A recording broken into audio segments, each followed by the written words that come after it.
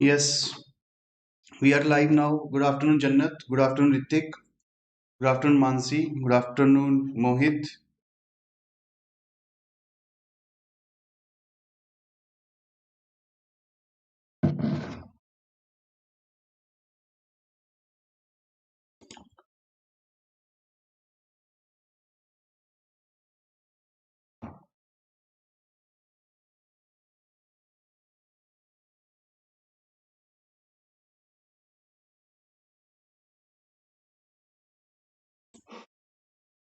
Good afternoon, Honey.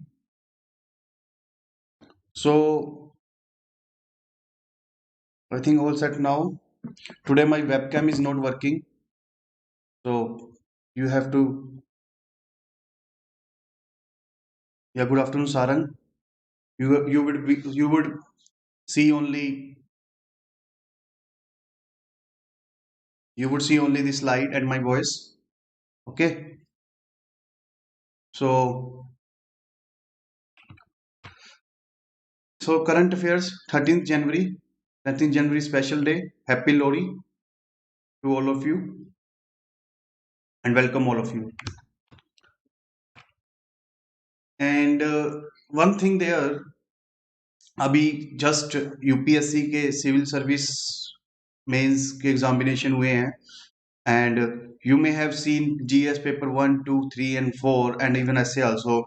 तो जो current affairs से जितने भी क्वेश्चन है, there are two kinds of question basically. First from static part and also from current affair part. तो आप देखोगे कि जो करंट अफेयर से क्वेश्चन आए हैं वो directly and indirectly has been discussed in our classes. वो हमने डिस्कस किए हुए हैं in the last 45 classes. We have discussed those topics. Example मैं आपको दूंगा, nano technology, application of nanotechnology in health sector. So multiple questions from our class discussion has been asked by the UPSC. So basically the hard work that we and you are doing is paying its worth. It's paying off basically. तो उसकी मैं एक I will try that I would make a video also where I would showcase to you. I think maybe by evening I would make a video where I would showcase to you what are the UPSC questions, the discussion that we have in our classes, then how you need to approach that UPSC question, and what to do next, specifically for current affairs. What to do next, how you should approach the current affair, how you should approach the current affairs for prelims and mains, that I would discuss. Okay, so brief video of half an hour, and so we would make, and we would basically do the audit, because around 45 lectures has been happened of current affairs. So it is the right time to audit ourselves whether we are on the right track or not, whether we are fulfilling the UPSC demand or not, whether we are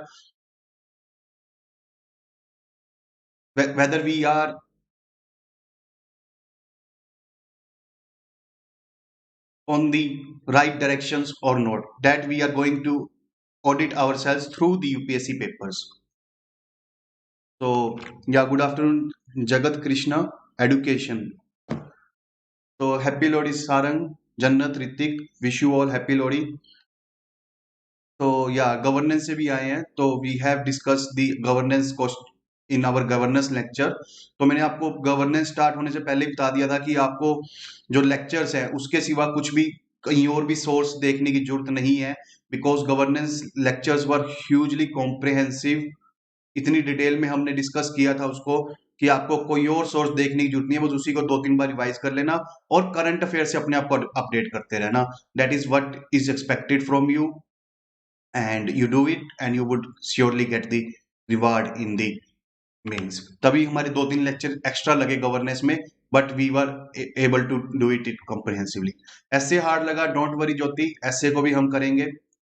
ऐसे there are two type of essay. The first is objective essay, like digital India challenges and opportunities, digital tax, justification and rationale. If these kind of essays are asked, that is very easy to write. But problem comes in philosophical essays, quote based essays. That is a tricky thing because there is no fixed content.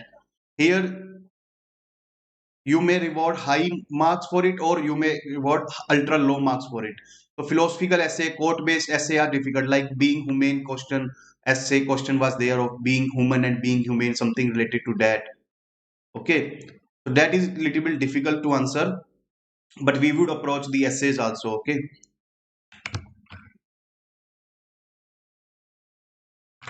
so coming, so now without much ado, we should start our discussion. The first topic of the day is the digital tax.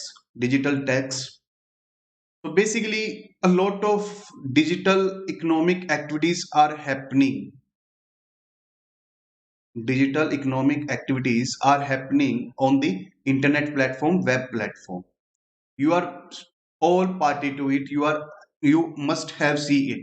Whether you are directly purchasing from Amazon, Flipkart, Paytm Mall, etc., or you are party to it through indirect means like watching the advertisement on YouTube videos, then advertisement on Facebook posts, Instagram posts, etc. So some economic activity is being done on digital platform. So now there is a simple funda in economics that economic activity would be taxed by the government. Would be taxed by the government. This would be taxed in two ways: direct tax and indirect tax.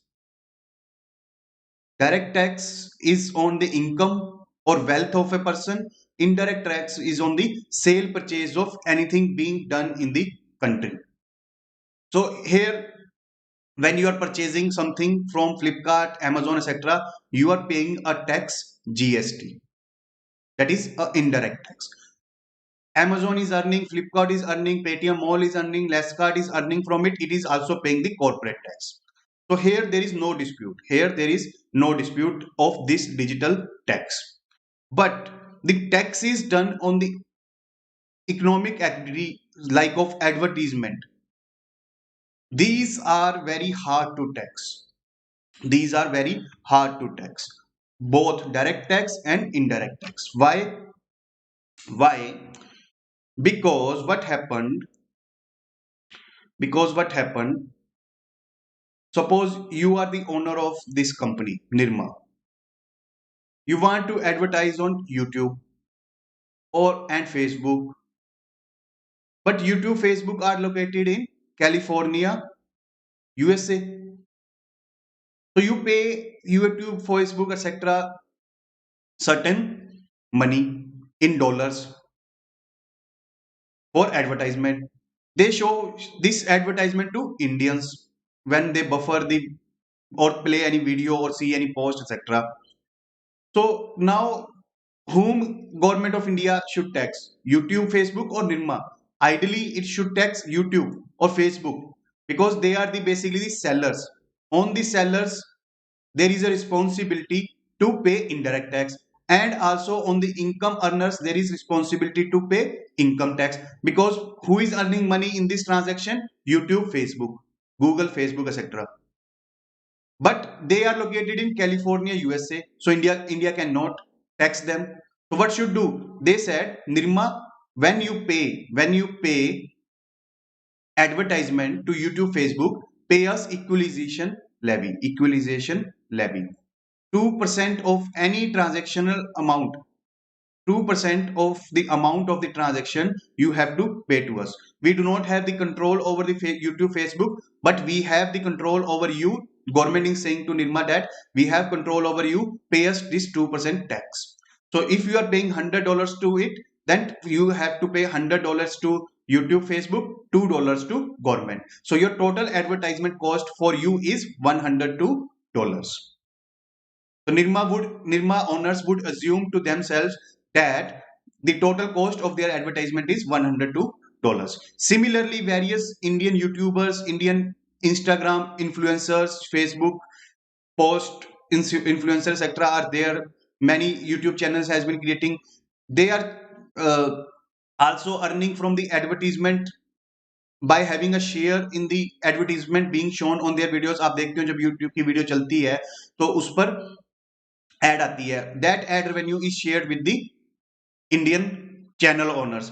तो अब ये जो earning है वो Indian channel owners they have to pay to government. This is basically the digital tax.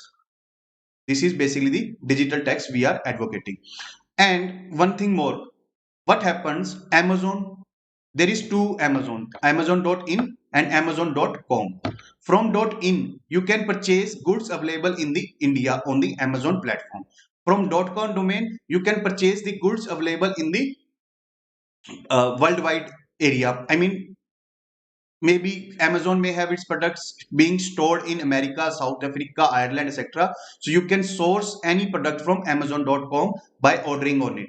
Similarly, AliExpress, it is not available in India, but you can purchase goods from AliExpress on website. So these companies has also need to pay taxes despite the fact that they are being located, operated and managed from the foreign countries. So they have to pay import duty, custom duty, GST, etc. to the government. That is also a part of digital tax. So there are three types of digital tax: directly paid by Flipkart, Amazon, Paytm Mall, etc. Second, this indirect digital tax we are imposing in the form of equalization levy. Third is the tax being paid by the companies which are located in other countries and but they are directly selling to Indian consumers. They are directly selling to Indian consumers. So first category is very easy to tax. Second category difficult, but we have found a solution, that is of equalization levy. And third category is little bit easy also, comparatively easier also. So basically now you have understand the context of this question. Now you would able to understand this current affairs very easily, because United States Trade Representative, he has said that this digital services tax, that is they are advocating of this equalization levy. They are talking about this levy adopted by India, Italy, Turkey, etc. They are against the US company and against international tax principles. So let us understand this topic. First, we would understand what is this Office of United States Trade Representatives. It is basically a body dedicated for promotion of US international trade. You would understand by this example what this body meant for.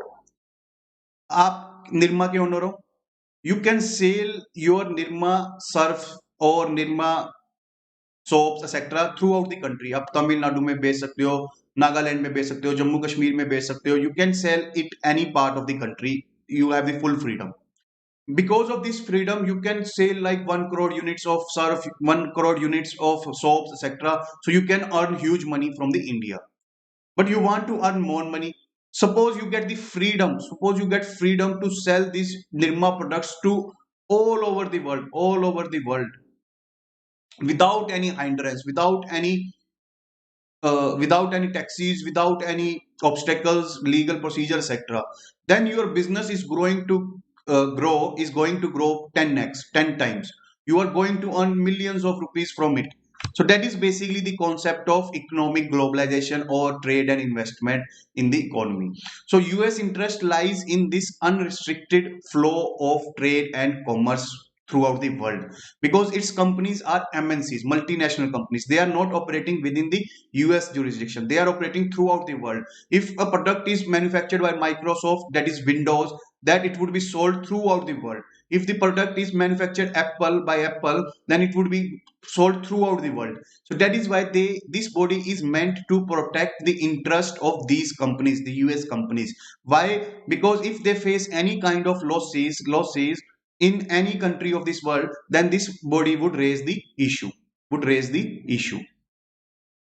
And by using the military power, political power, diplomatic power of the United States, they would make sure that the hosting country does not give any kind of policy treatment which is going to harm the interest of US companies. That is why this body is made. This body is made under this US Trade Act 1974, which gives power to this body to investigate foreign countries' policies which may have negative effect on the US commerce. and if they found negative effect, then US president can impose tariffs, but with the condition that first it would do consultation, then impose tariff. कि पहले बातचीत से काम सुलझ जाए, फिर tariff का मामला है. Now coming to this digital service tax, I have already explained you. So कोई भी digital service is being provided, then it is going to be taxed. Then we have discussed this difficulty of taxing these digital companies like Google, Amazon, Apple, because they are located in foreign countries. They do not have any presence in the host country like India.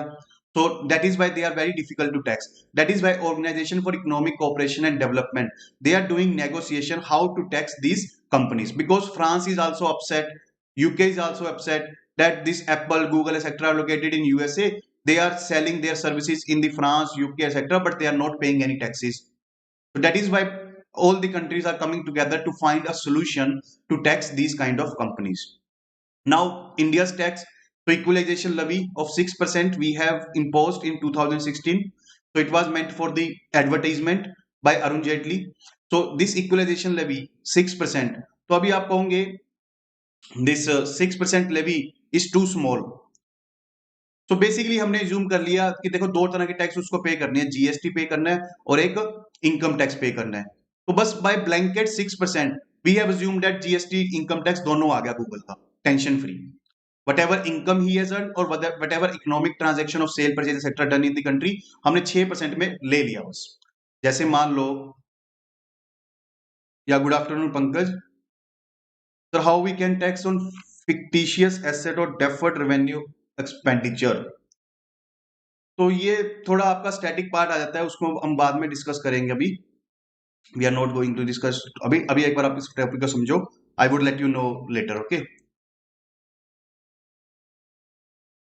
तो fictitious asset is very difficult to tax, it is not easy to tax. तो वो पूरा commerce का CA का part आ जाता है. तो अभी उसको हम डिस्कस नहीं करेंगे. अभी we are going to discuss, we are going to stick to the topic. Okay. तो बेसिकली 2020-21 में निर्मला सीतारमन जी says that any kind of digital activity being done by non-resident e-commerce operator with sale value of rupees, turnover means sale value of over rupees 2 crore, they are going to tax by 2%. So Alibaba, if selling products to India, if the product value is greater than 2 crore, then it is going to be taxed by 2%. The purchaser, that is us as consumer, we as consumers, has to pay government this 2% tax. This 2% tax. So now, and these have to pay after every 3 months. So what is the objections by this US body of trade representative investigation report? They said it exempts Indian companies. Indian companies are not taxed under this. Only US companies are targeted. Then only the non-resident companies are targeted. Those who are not operating within the country, they only have to pay taxes. If there is GeoMart, then GeoMart has not need to pay any taxes.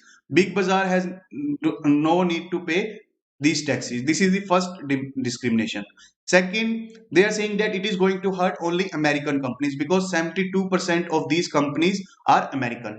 119 companies are going to be affected. So out of it, 72% are Americans. Third thing, the most important thing, 30 million per year dollar, approximately around you can say 200 crore.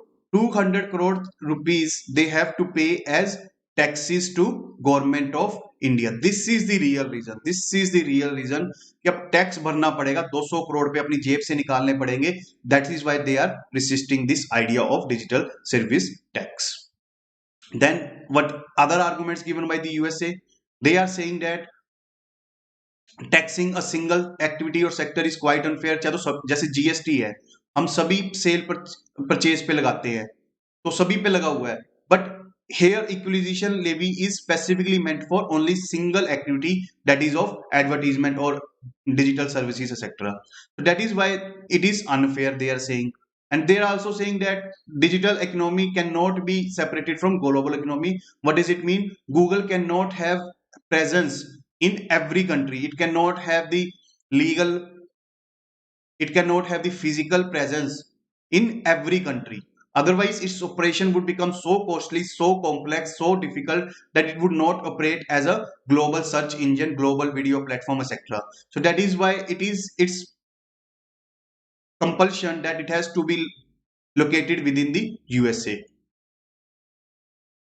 Then what is India's stand? India is saying, now we are discussing about the counter arguments to the US arguments. Okay, what are the counter arguments? So basically, India is saying that equalization levy is fair, reasonable, and non-discriminatory. It is not discriminating against the US company. हम कोई भेदभाव नहीं कर रहे. We are not specially targeting the US companies because basically जो residents in India हैं, जो entities which are resident in India like JioMart etc. they are paying the GST maybe at 5%, 12%, 18% etc. So we are not leaving these countries. We are not leaving these companies to be taxed. It is only because of non-residency nature. That is why we have created this solution of blanket 2% or 6% tax. And there is no extraterritorial application. Why? US is saying that you are taxing my companies. You are taxing my companies. So it is not like that we are encroaching upon the sovereignty of the US. It doesn't. इसका मतलब ये नहीं है कि हम US में जाकर उसकी कंपनियों को टैक्स कर रहे हैं. ऐसा नहीं है. देखो अब मान लो घाना में कोई सेल परचेज हो रही है, कोई आयरलैंड में सेल परचेज हो रही है, कोई यूके में हो रही है. Our Indian government does not have any right to tax any sale purchase, any income being generated in these countries, because this would be against the sovereignty of this country. तो ऐसा नहीं है कि हम इंडिया वाले American transactions को, American income को tax कर रहे हैं. We are just taxing those transaction which happened in the country. जो हमारे देश में हुई है हम सिर्फ उसी को टैक्स कर रहे हैं. That is basically the Indian argument is. और ये अगर ट्रांजैक्शन इंडिया में हुई है, अगर एडवर्टीजमेंट इंडियंस दे रहे हैं, so Indian government do have the specific right to tax that transaction. So basically, other arguments, counter arguments given by India is that, तो यूएस कह रही है कि you are taxing on the sales, not on the income. आप income पे tax नहीं कर रहे, आप सेल्स पे टैक्स कर रहे हो. आप सेल्स पे टैक्स कर रहे हो, नॉट ऑन द इनकम. इसका मतलब क्या है? Suppose you have sold a pain of ₹100, but your cost of production is 98. Okay, and ₹2 the profit. तो इस ₹2 पे आप मान लो 10% टैक्स लगाते हो, तो इट इज 0.20 पैसा. It is just 0.20 paisa. But suppose you are make direct tax of rupees suppose 5% on the sales. कि हमें प्रॉफिट से मतलब नहीं है. वट एवर प्रॉफिट तुम्हारा कोई आए ना आए, इनकम हो ना हो, हमें कोई मतलब नहीं. We just care about the 5% tax on the sales. So it is ₹5 which is greater than the profit of the company. तो ये आर्गुमेंट यूएस दे रही है कि आप सेल पे टैक्स लगा रहे हो, इनकम पे नहीं. That is why it is against the fair treatment being given to the should be given to the companies. तो इंडिया कह रही है कि ऐसा नहीं है कि सिर्फ हमेशा इनकम पे ही टैक्स लगना चाहिए. रॉयल्टी जो होती है वो टैक्स सेल्स पे ली जाती है, टेक्निकल फीस सब सेल्स पे ली जाती है. ऐसा it is not mandatory that it should B only on income. It should be only on income. Telecom revenue, telecom royalty, license fees, etc. is being taken on the sales value. Similarly, some charges are taken from the reliance also from sale value. So it is not compulsion to have taxes on income only. तो US के अंदर भी many states are imposing taxes on those entities which are not located in these countries. तो हमें ये DST को implement करना है, दिस डिजिटल सर्विस टैक्स को at any case. But we need to establish international consensus and we need to avoid any hurdles in its implementation so that we are able to tax these legitimate transactions being occurring in our territory. So this is the first prelims question of the day. Please answer.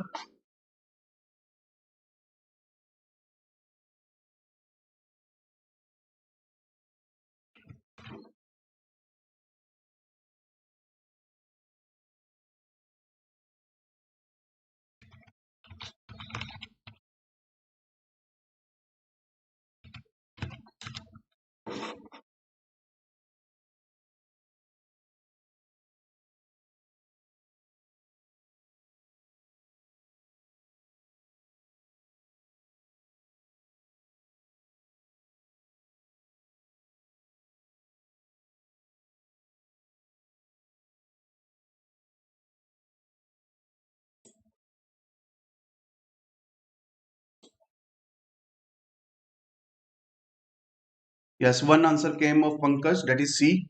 What about others? What others are thinking?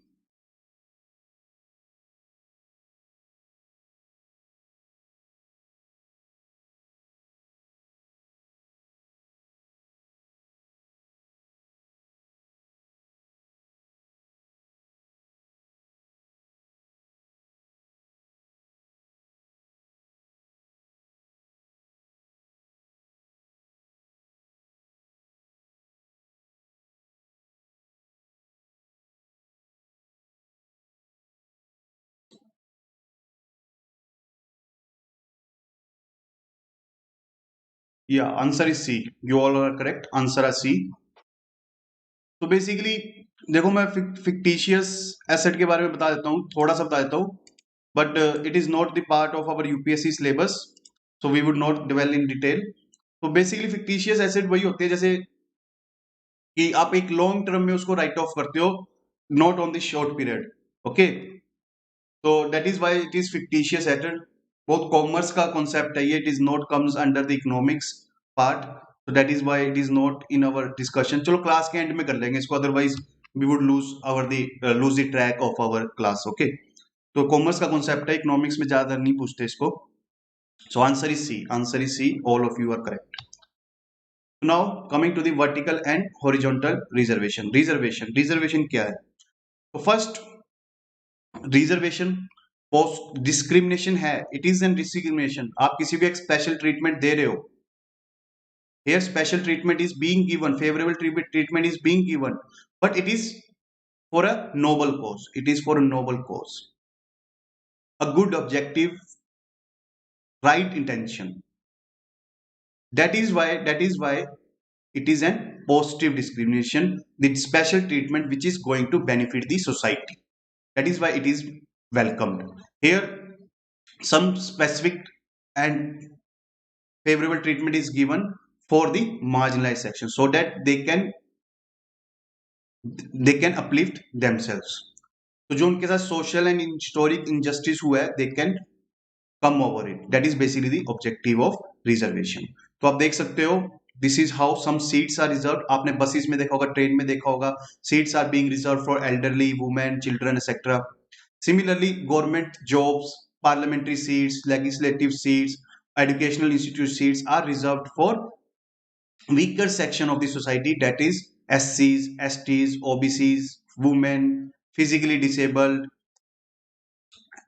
ex-servicemen, etc. So that they could able to get these seats, so that they could have representation in the government and they can politically, administratively, economically uplift themselves. और उसकी justification कहां से आती है?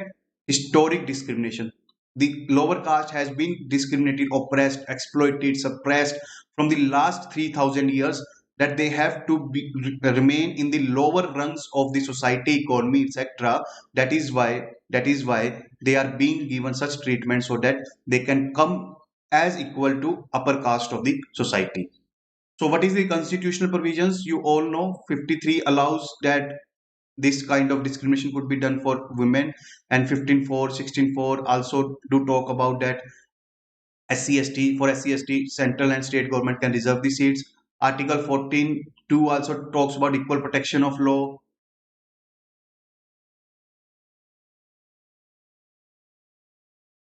Okay, so that is from here reservation gets the constitutional validity. So what is this vertical reservation and what is this horizontal reservation? Vertical reservation is very simple. So if this is the vertical chamber, then 15% seats reserved for SCs, 12% for STs, okay, and 27% for OBCs, and rest 51% is for general category. Rest 51% is for general category. That is basically the constitutional scheme of reservation. That is called as vertical reservation. What is horizontal reservation? You all are aware that reservation is also given to women. For example, in panchayats, in Bihar, 30% seats are reserved for women candidates in public service jobs. In UP also women I think has been given reservation. Reservation is also given for physically disabled people.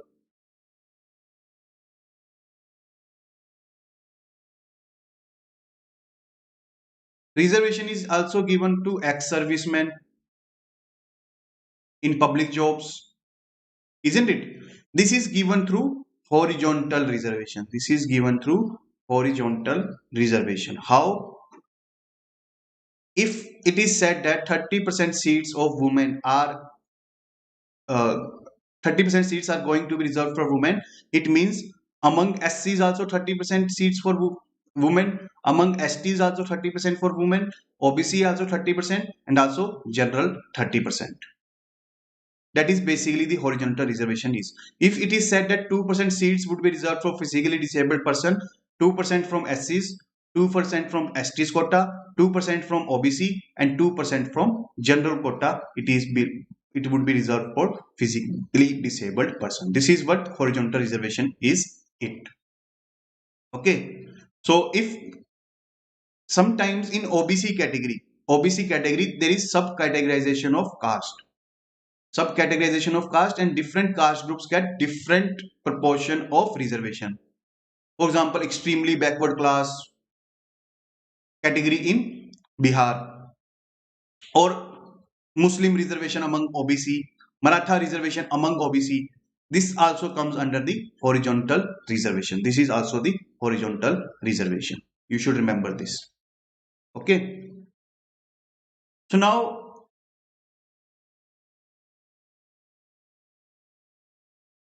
coming to the application of reservation. I think all we have discussed this application of reservation, how this has been implemented. So now coming the current affair issue. Recently, this case has been there in the Supreme Court. Saurav Yadav versus State of Uttar Pradesh 2020. Here, Supreme Court has given certain judgment. So let me tell you first what was the issue. What was the issue? So basically what happens, we have just discussed that if the woman is going to get 30% reservation, 30% seats it would get from SC quota, 30% from ST quota, 30% from OBC, and 30% from general category. So what if suppose SC woman, if the woman is SC, so she is enjoying both vertical reservation as also she is enjoying horizontal reservation. SC woman is enjoying both vertical and horizontal reservation. Then this SC woman has scored greater marks than the general category women or male candidates. So women candidates, it has scored greater marks than general women candidates. So what UP government did, it has given the job to SC women only in the SC women category,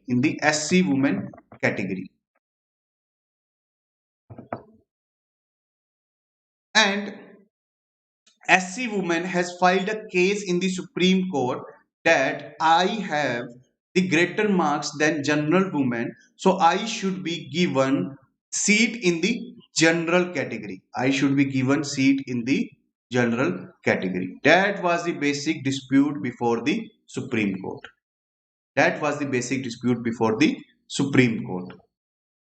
So basically, there was a upper caste disliking or resistance to the idea of reserve categories, reserve category candidates taking up the general category seats in case they get the marks greater than general category students.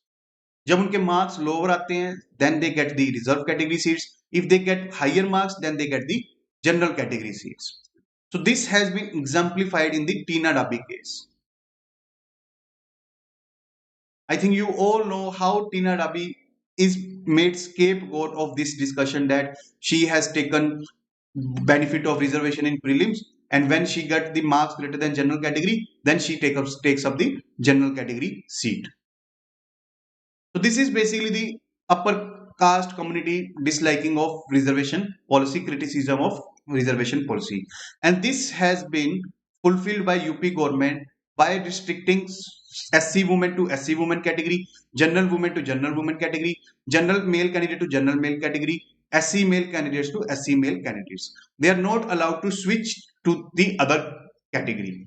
देखो upper caste तो lower caste के benefit ले ही नहीं सकते. Only lower caste has the flexibility to get the upper caste seat, non-reserved seat, in case they have the greater marks.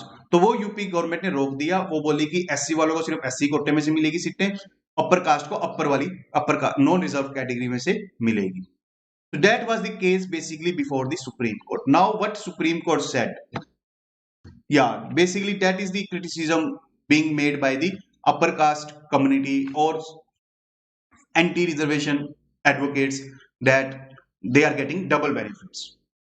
Okay, that was the basically case before the Supreme Court. Now what Supreme Court has decided, let us see.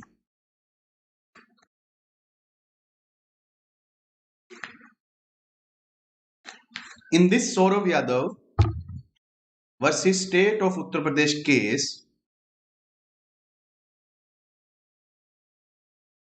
so basically Uttar Pradesh judge government decision was making this, that this non-reserve category of 51%, now it is I think 41% after EWS quota. Now it is 41% around. So basically 41% is only meant for the upper caste. Lower caste, for lower caste there is 15% and 7% for STs, 27 for OBC, for poor and marginalized 10%, and rest is meant for only upper caste. This is upper caste quota of 41% around. That is basically the implication of the UP government judgment, UP government decision.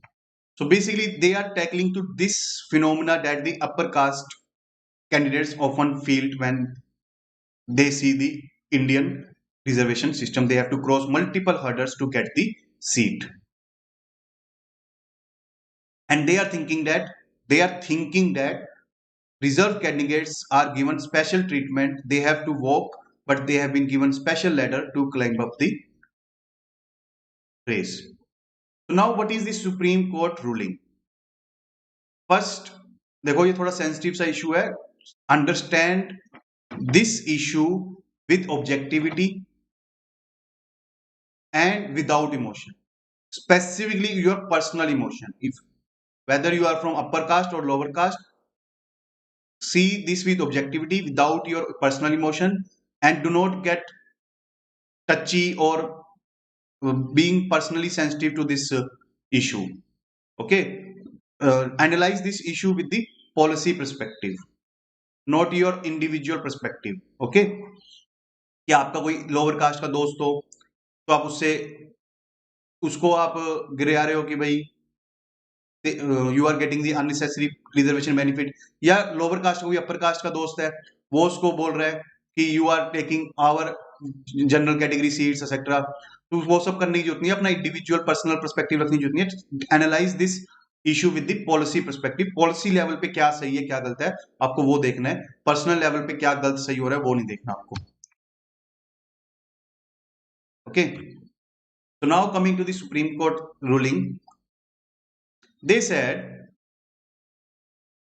if a person belongs to vertical horizontal category, that is SC women or OBC women or ST transgender etc., if they get higher marks than general category student, then they would get the seat of general category. That is basically said by the Supreme Court. They would get the general category seat.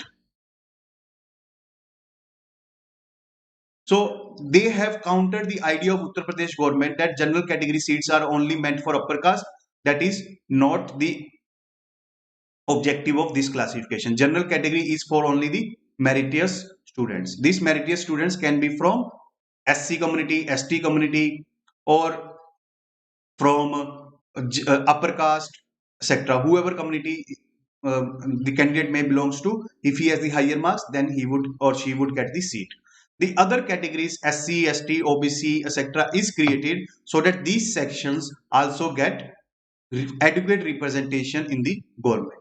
So now the question is, if the general category is meant for meritorious category, does it mean also that SC, ST, OBC category is meant for non-meritorious students, that they are not meritorious enough to get the seats? No, no. SC, ST, OBC candidates, if they are getting some special treatment, it does not mean that they are not meritorious. They are also not equally, maybe equitably meritorious. They may not be absolutely equal meritorious, but relatively meritorious student. Why? Because best out of the SC candidates, best out of the ST candidates, best out of the OBC candidates are chosen for the government service. Best out of the SC, ST, OBC candidates are chosen for the government service. It is not like that anyone who has very low marks can get the service. No, it is not like that. The best out of SC, ST, OBC are taken because their conditions are different from the upper caste. They are being marginalized, they are being oppressed, exploited in the society. That is why this kind of special treatment is given. So benchmark is relaxed, not the merit. So they are also meritorious, maybe not absolutely to the general category candidates, but relatively meritorious. Okay, so what is the significance? So it has given clarity to apply the reservation policy,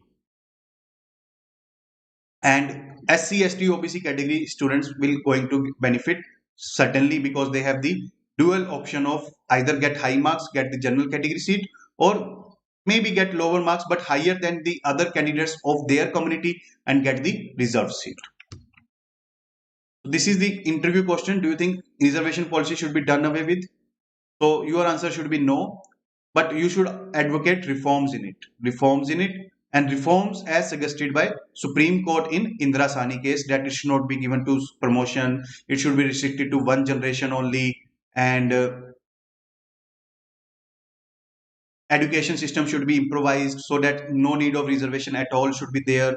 The SC, ST community candidates can compete on their own because they have the sufficient confidence, merit in their hands, that they can compete with the general category students. So number of seats should be increased, etc. These kind of reforms you should suggest. Okay, but never say that reservation policy should be done away with. Let me see your doubts. But usko to job चाहिए ना, किसी भी category से मिले. What's the benefit to get in general category? तो वो उसमें वही है कि उनका कोटा कम हो जाएगा. और अब देखो ओबीसी जो हैं, they are 52% of the population. OBCs are 52% of the population, but they are getting 27% seats. तो अगर OBC को सिर्फ, if OBCs are getting seats only from this category, then it may be injustice to them. SC, ST, I think, are 18 to 19% of the population, but they are getting 15% quota. So that is why this policy of restricting one particular community to one quota is not appreciable, and also it may create further divide in the society कि upper caste के लिए general category, lower caste के लिए SC category. So it would create divide in the society. That is also, it is not welcoming to let SC, ST, OBC community to be restricted to their own specific quota. Okay.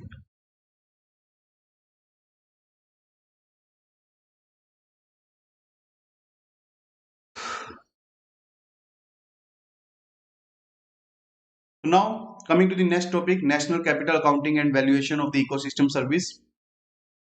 So basically this forum has been organized by Ministry of Statistics and Program. Remember this Ministry of Statistics and Program, and they have taken this project of national natural capital accounting and valuation of ecosystem services.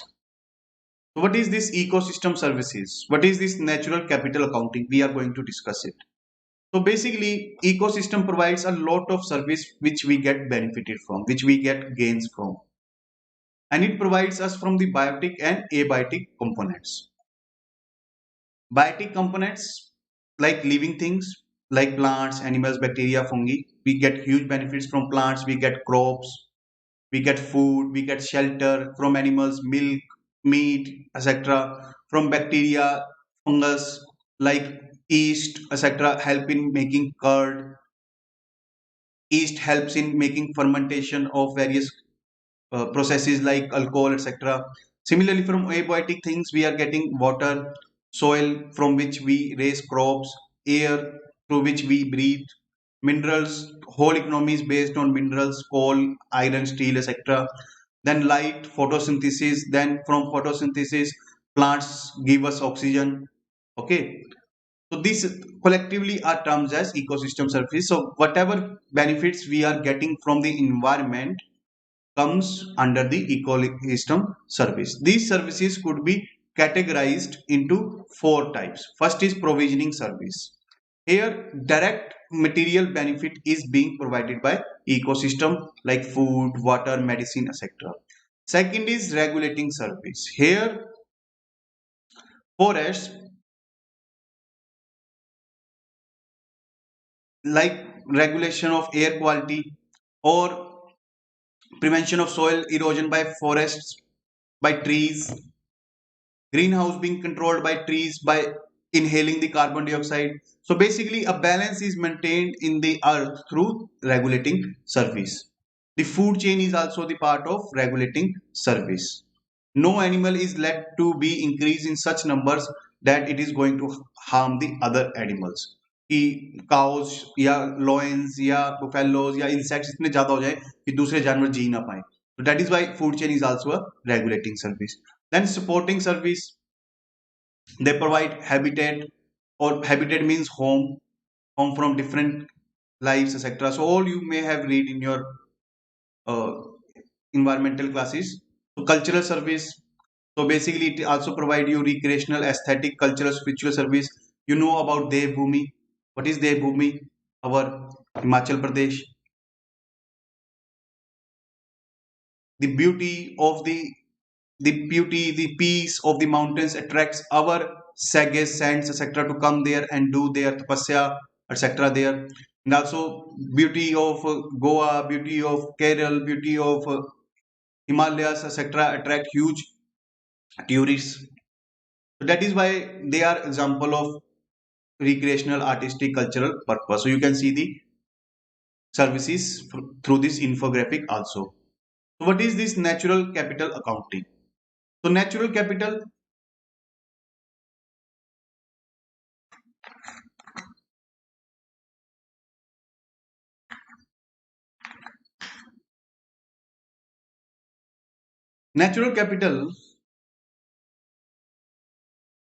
is basically, देखो क्या होता है.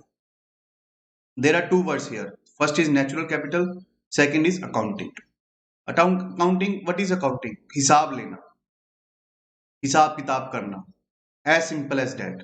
कि क्या उससे benefit हो रहा है उसको मेजर करना, क्या उसका लॉस हो रहा है उसको मेजर करना. Both benefits and losses are going to be measures through this accounting. इसका हम बेनिफिट लॉस मेजर कर रहे हैं नेचुरल कैपिटल का यानी इकोसिस्टम सर्विसेज का, कि उससे ह्यूमैनिटी को क्या नुकसान हो रहा है, क्या फायदा हो रहा है. अब अपने नुकसान जो फायदे हैं, जैसे कि हम जी पा रहे हैं, सर्वाइव कर पा रहे हैं, we are able to get survive. Yes, Jannat, Himachal, the sacred groves, etc. We are able to survive because environment provides us air, water, etc. Okay, we get able to develop our economy because of minerals being provided by the environment. तो ये तो general points हैं. लेकिन अगर cost इसी को monetary terms में measure करें, मॉनेटरी टर्म्स में, then it would comes under the natural capital accounting. कि मान लो एयर जो प्रोवाइड कर रही है, अब clean air is being provided by the environment. अब वही एयर आपके घर में एयर प्यूरिफायर भी प्रोवाइड करता है.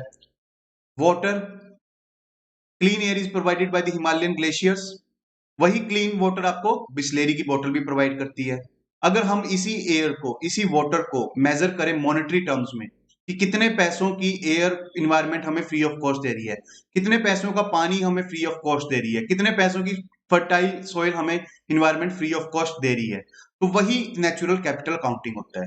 कि हमें मान लो एक एयर प्योरीफायर में 10,000 का आता है। तो एक ट्री, मान लो एक प्योरीफायर का काम कर रहा है, तो यानी एक ट्री कितने का हो गया?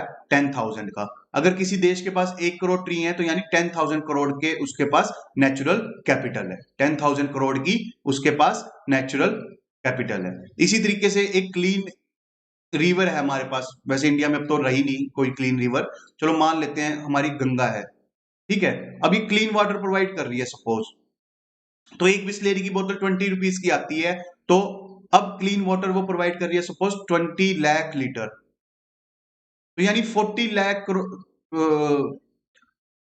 4 करोड़ रुपीज की क्लीन वाटर गंगा प्रोवाइड कर रही है हमें।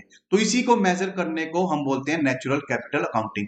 ये तो हो गए बेनिफिट्स। लॉसेस भी तो हो सकते हैं कि हमने गंगा का पानी गंदा कर दिया, तो हमने मान लो 4 करोड़ रुपीज का पानी गंदा कर दिया, तो इसको बोलते हैं natural capital accounting. Monetary terms में किसी चीज को मेजर करना, उसका हिसाब किताब लगाना, क्या बेनिफिट क्या नुकसान हो रहा है, उसी को नेचुरल कैपिटल अकाउंटिंग बोलते हैं। हम इसको मॉनेटरी टर्म्स में क्यों करते हैं? क्योंकि हमें यही समझ आता है। The only thing we are able to understand is in monetary terms. सीधा सीधा बात करेंगे, पेड़ हमें छाया देते हैं, पेड़ हमें ऑक्सीजन देते हैं, पेड़ हमें खाना देते हैं, शेल्टर देते हैं, एक्सेट्रा, हमें उसकी वैल्यू समझ नहीं आएगी। लेकिन जब उसकी मॉनेटरी टर्म्स में कन्वर्ट करते हैं कि जो शेल्टर है वो हमें किराया कम कर रहा है, हमारे घर का वुड दे रहा है, हमें इतने रुपीस की फ्रूट्स दे रहा है, इतने रुपीस की हवा दे रहा है, तब हमें समझ आ जाएगा कि एक पेड़ की वैल्यू ₹20,000 है। भाई इसको लगाओ अपने घर में, 20,000 रुपए की एसेट है मेरे पास, 20,000 रुपए की प्रॉपर्टी है मेरे पास, 20,000 का बेनिफिट दे रहा है मुझे पर ईयर, तो ठीक है इसको लगाओ।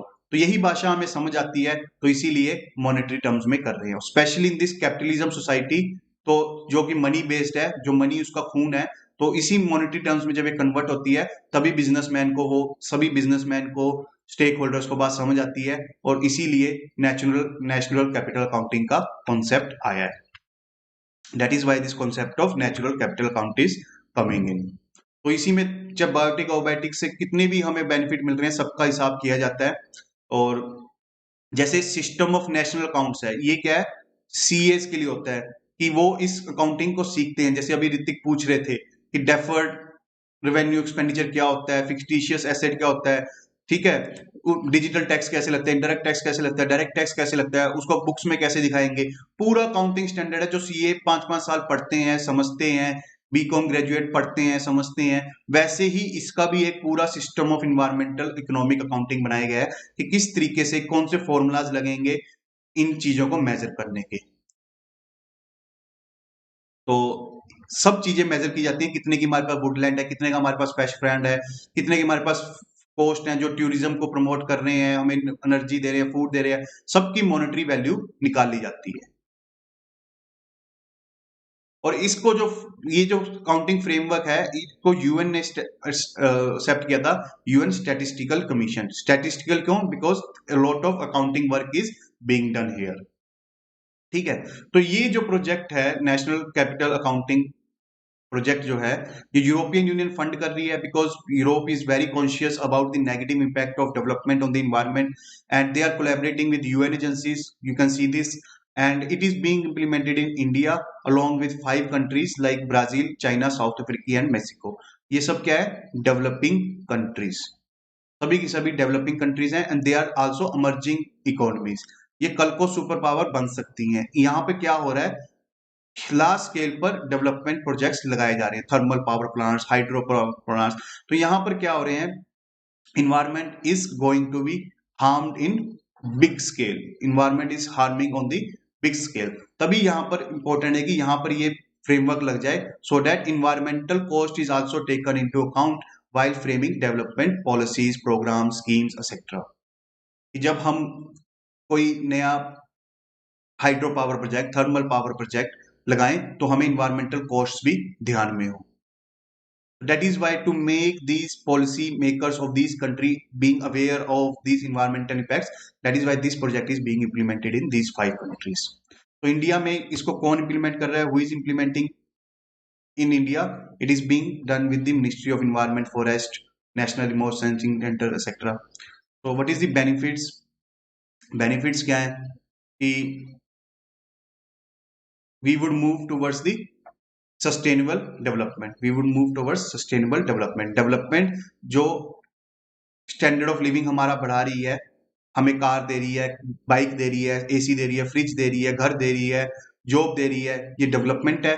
बट ये सारी चीजें इन्वायरमेंटल को नुकसान ना पहुंचाए, कोई एयर पोल्यूशन ना करे, वाटर पोल्यूशन ना करे, सॉइल पोल्यूशन ना करे, उसी को बोलते हैं सस्टेनेबल डेवलपमेंट। जब हम इन्वायरमेंटल कॉस्ट को ध्यान में रखते हुए डेवलपमेंट करेंगे, तब अपने आप सस्टेनेबल डेवलपमेंट होगी। भाई हम एलईडी यूज करके हमने कितना इलेक्ट्रिसिटी सेव करी, उस इलेक्ट्रिसिटी कितने ग्रीन हाउस गैसेस कम हुए, उस ग्रीन हाउस गैसेस से क्या हमारी इकोनॉमी को बेनिफिट हुआ, ये सब हम कैसे करते हैं नेशनल नेचुरल कैपिटल अकाउंटिंग में। इसी तरीके से डेडिकेटेड फ्राइट कॉरिडोर पढ़ा था, उसमें हमने पढ़ा था कि ग्रीन हाउस गैसेस एमिशंस को कम किया जा रहा है through this dedicated freight corridor. तो ये सब क्या है, नेचुरल कैपिटल अकाउंटिंग का फ्रेमवर्क है। तो उसी के अंदर एक रिपोर्ट तैयार की जाती है, इन्वायरमेंटल स्टैटिस्टिक्स इंडिया। तो वो एनुअल बेसिस पे प्रोवाइड की जाती है, वो बताती है कि जो हमारी डेवलपमेंट की कॉस्ट है, इन्वायरमेंटल कॉस्ट है, वो कितनी है, उसके बेनिफिट्स कितने हैं। अगर Modi ji renewable energy promote करते हैं, उसके बेनिफिट्स कितने हुए, प्रधानमंत्री उज्ज्वला योजना लाएगी, उसके बेनिफिट्स कितने हुए, that is being given in this report. तो आप देख सकते हो इस तरीके की रिपोर्ट्स बनती है, उसमें हमें पता चलता है कि इन्वायरमेंटली बेनिफिट और कॉस्ट क्या आ रहा है। तो that is why it is a basically a accounting tool for sustainable development. This is the second prelims question of the day. Please answer.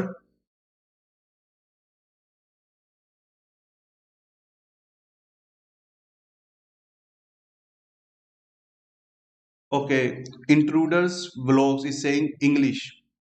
Let me give you brief of this topic in English also. So basically it is the measurement of cost and benefits of the various development activities on the environment, whether environment is going to be benefit or is going to get harmed by the development activities. They are going to measure in the monetary terms, terms, that is the basically the natural capital accounting. And this makes us remind that this is a tool of sustainable development. This is the tool of sustainable development, because we are being constantly reminded that this much benefit we have done to the environment, and this much is the cost of or the harm that we have done to the environment in monetary terms. In the monetary terms, if we are promoting renewable energy, gas cylinders, if we are promoting electric vehicles, then we are going to give benefits to the environment. So we can calculate in monetary terms like how much benefit we have given to the environment, like of 50,000 crore rupees, 60,000 crore rupees, etc. If we are promoting thermal power plants, if we are promoting hydropower projects, if we are promoting uh, diesel engines led railways, etc. So it is going to harm environment, suppose by 20,000 crore rupees, 30,000 crore rupees, etc. So this is the accounting basically is being done, so that we are being aware that how much cost or how much benefit we are giving to the environment. That is basically the natural capital accounting and valuation of ecosystem services.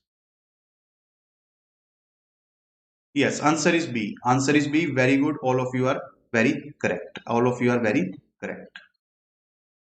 So now coming to the next topic, WTO.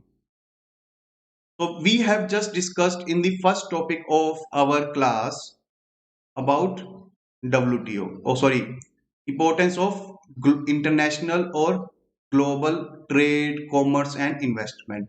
To get huge profits, you need to go global.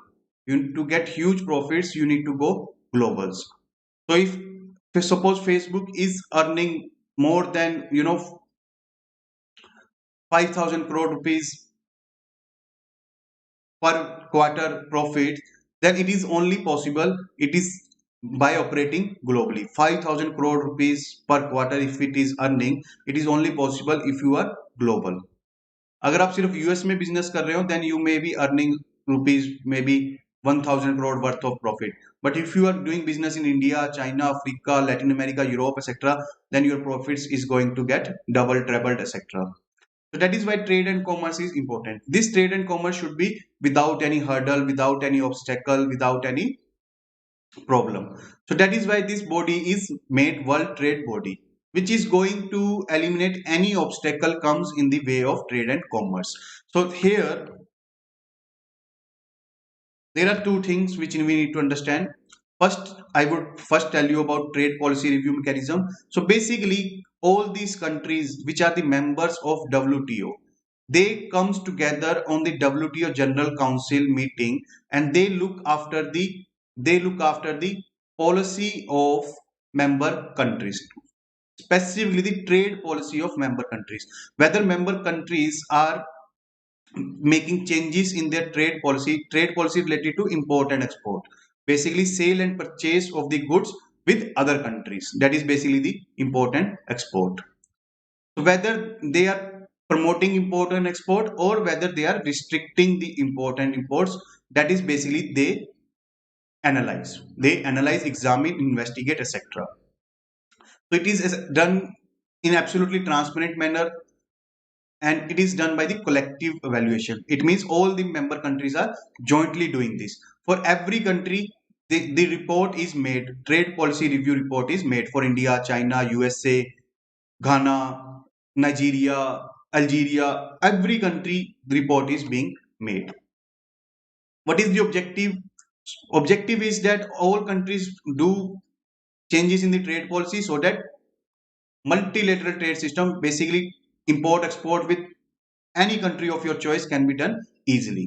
So what is the mechanism? I've already told you, General Council, WTO, all the members get together, like you can see in this picture. They can come together and do the joint review. So agar China mein koi kami hai, to they will pinpoint that China is doing something wrong in their trade policy. It is restricting the exports and imports from the other countries.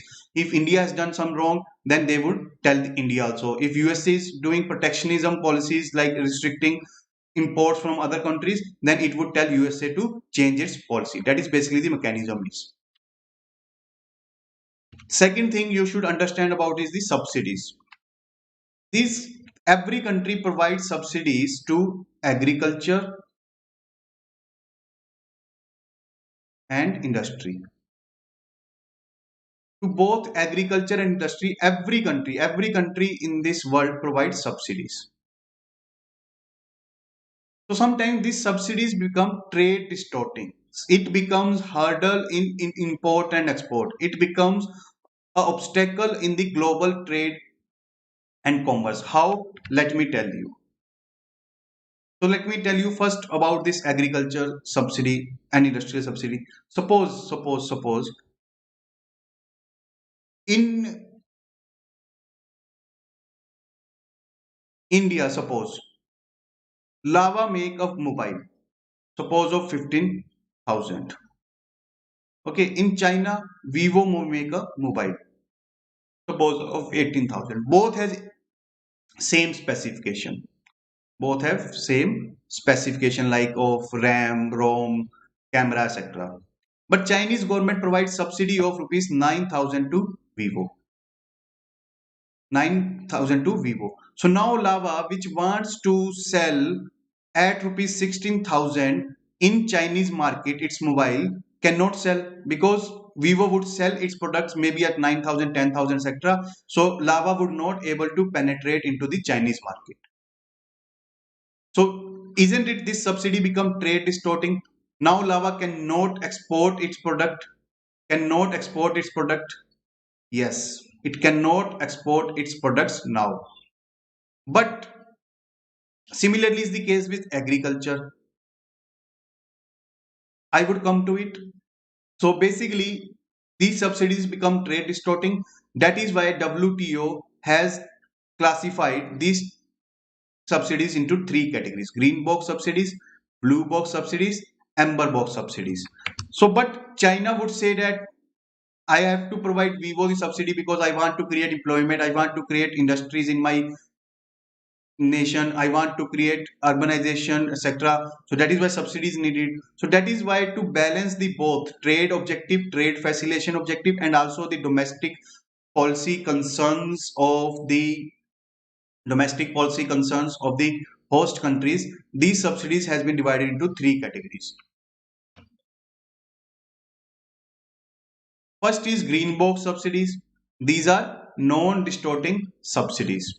Basically, it has allowed in any amount you can give it to it. It is not going to harm the trade. That is why it is absolutely allowed. It is absolutely allowed. Like subsidy given for research and development, or any subsidy given for disaster relief and rehabilitation, these would come under green box. Blue box,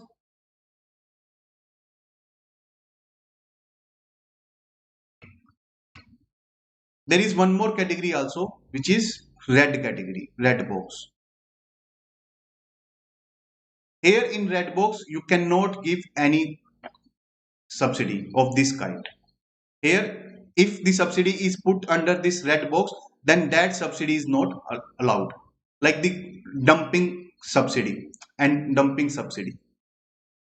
Deliberately making products cheaper by giving subsidy so that it can be sold in other countries and the other country economy get destroyed. कि मान लो जानकर Vivo को Chinese government is giving 9,000 subsidy so that Vivo can sell this product in 10,000 rupees to India, so that Lava, Micromax get ruined here, Nokia get ruined here, Samsung get ruined here. So this kind of subsidies are prohibited in WTO. Then blue box and amber box subsidies. These subsidies are allowed. These are allowed, but with restrictions. But with the restrictions. Restrictions like you cannot give subsidy beyond a limit. A upper limit has been set for these kind of subsidies. Upper limit has been set up. So here agriculture subsidies are come under this amber box subsidy that we are going to discuss in the later part of the lecture. So brief, I have already given you about the subsidies given by the WTO.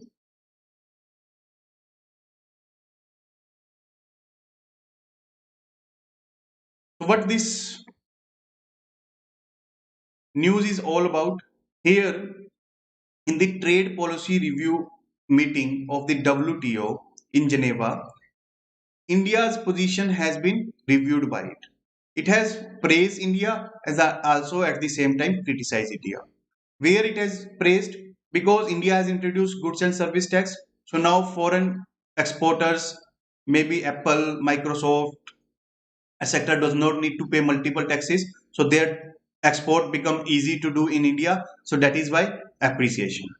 It has implemented the trade facilitation agreement. That is basically the simplification of procedures, rules, regulations in ports and in custom departments, etc. That is basically the trade facilitation is. तो आप जैसे YouTube पे हो, आपको YouTube पे बस click करना है लिंक पर, आपकी वीडियो खुल गई. But suppose it becomes a tedious process. First you have to register, then OTP would come in, then you have to put password, then again re-password, second password, etc. Then it would be a tedious process to watch the lecture. Similarly, process for import and export is kept so simple that it could be easily done. That is basically the trade facilitation agreement. Then ease of doing business reforms. Our ranking has been improved. I think now it is 77 or maybe much lower, much higher, I think. So we have improved. And also we have foreign direct investment rules has been liberalized. Record FDI we have witnessed. We have liberalized Foreign Exchange Management Act. We have introduced automatic route for the foreign direct investment. And also we have introduced National Intellectual Property Rights Policy, so that any allegation of copying the American patents, British patents, French patents does not come in. We can promote our own indigenous intellectual property regime. So that is why we have given the praise by the WTO. But there are also criticism of India.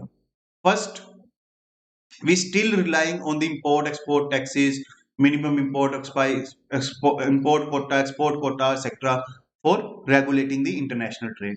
आप देखोगे, we have increased import duties on Chinese products. We sometimes disallow export of onion whenever its price is rises, so that onion could be sold only in the domestic market of India.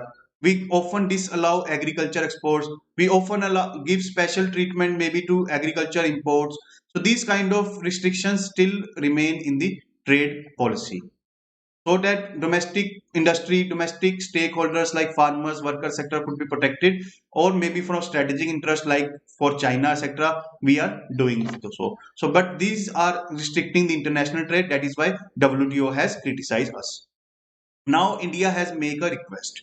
India has made a request to resolve the solution of public stockholding permanently. Permanently. So what is this? First, let us know what is this public stockholding is. What is this public stockholding is?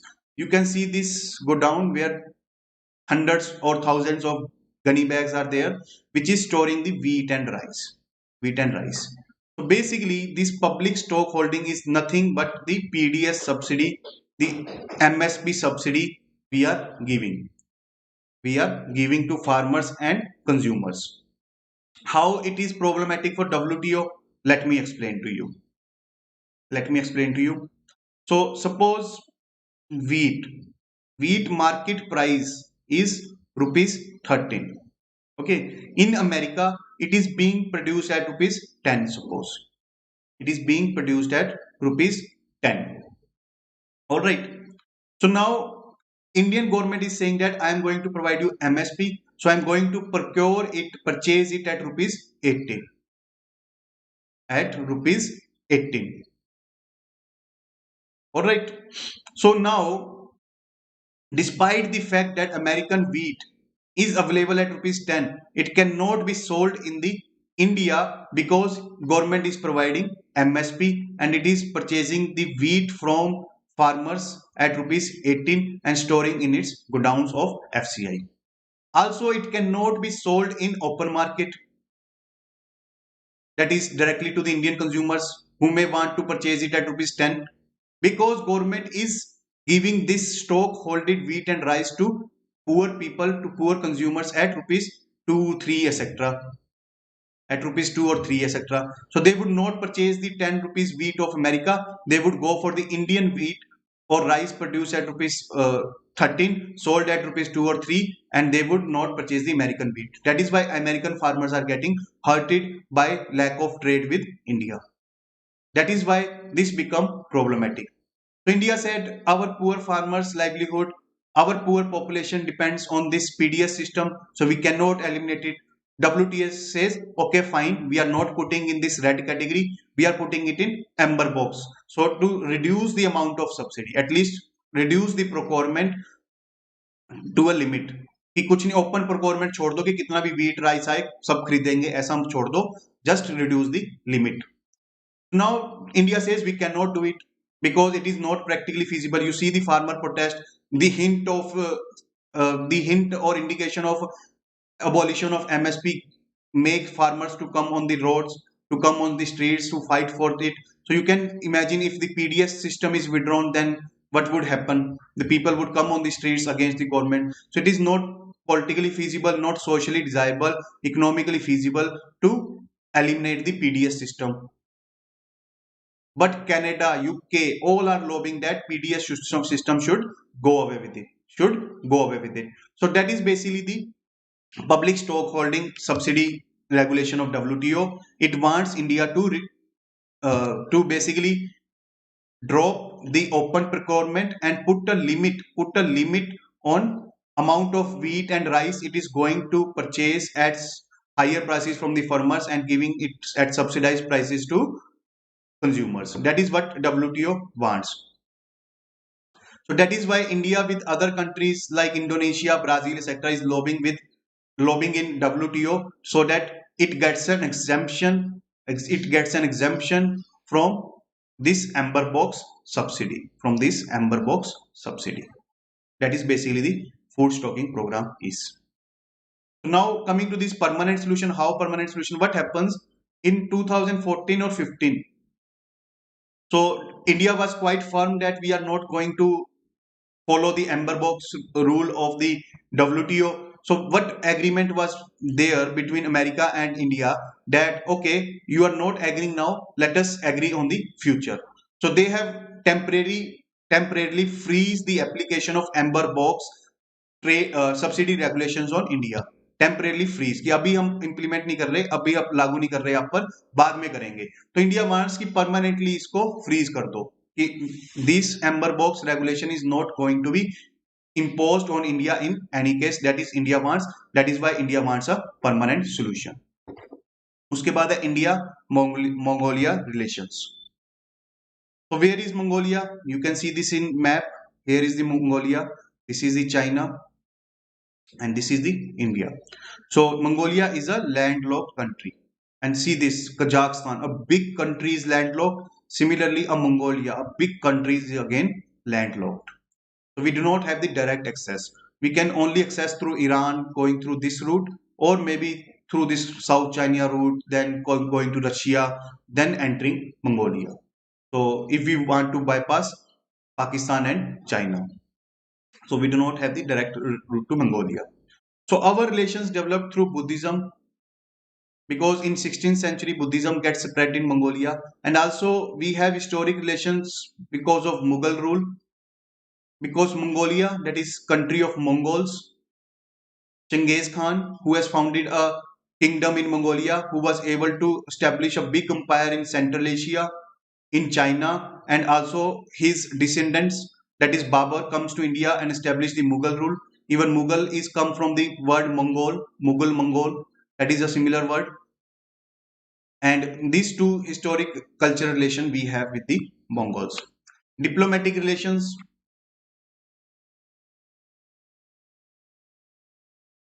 So Mongolia, see, Mongolia has a strange historical history. Under Genghis Khan, Mongolia was able to capture China, even capture China even. It was able to extend its empire over China. This Yang dynasty was established in China by the Mongols. But after, I think, 17th or 18th century, China is able to capture Mongolia. So Mongolia comes under the Chinese annexation. But in 1920s, it was able to overthrow China from its territory. Why? Because Russia supported the Mongolia. So Mongolia was able to come as a free country under Russian protection by throwing out China. But this freedom does not last. In 1922 to, I think, in this year, it comes under the fold of USSR. It becomes the part of USSR.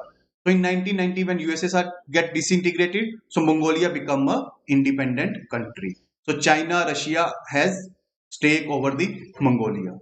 They want that Mongolia remain their exclusive sphere of influence. So when it was a part of Soviet nation, so in 1955 we developed diplomatic relations, and in 2015 Indian Prime Minister first ever visit to Mongolia happens. You can see the picture. Prime Minister Modi for the first time ever, Indian Prime Minister visit to Mongolia. This is Mongolian president, and he has gifted this horse also to the our Prime Minister. So we have also cooperate internationally with the Mongolia. Mongolia is supporting India's membership to UNSC. We also played a role in Mongolia get membership to UN, etc. Despite the opposition from China, because China wants that Mongolia should ask China first to get these kind of membership, because Mongolia should act as a dependency of China. Then India also invited Mongolia to non-aligned movement, etc. Then also at WTO and Asia Europe meeting, we both are the members. But Mongolia is an observer state in SCO. This you should remember. It is not a full-fledged member, it is just an observer state. Our trade with Mongolia is $38 million, which is quite less. China's Mongolia trade is in $1 billion. Then defense exercise we are conducting with Mongolia, that is nomadic elephant.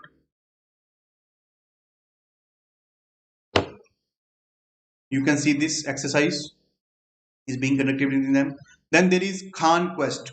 This is a multilateral exercise hosted by Mongolia, where USA, Bangladesh, etc. participate. So India is also participating in this multilateral joint exercise. You can see this picture also.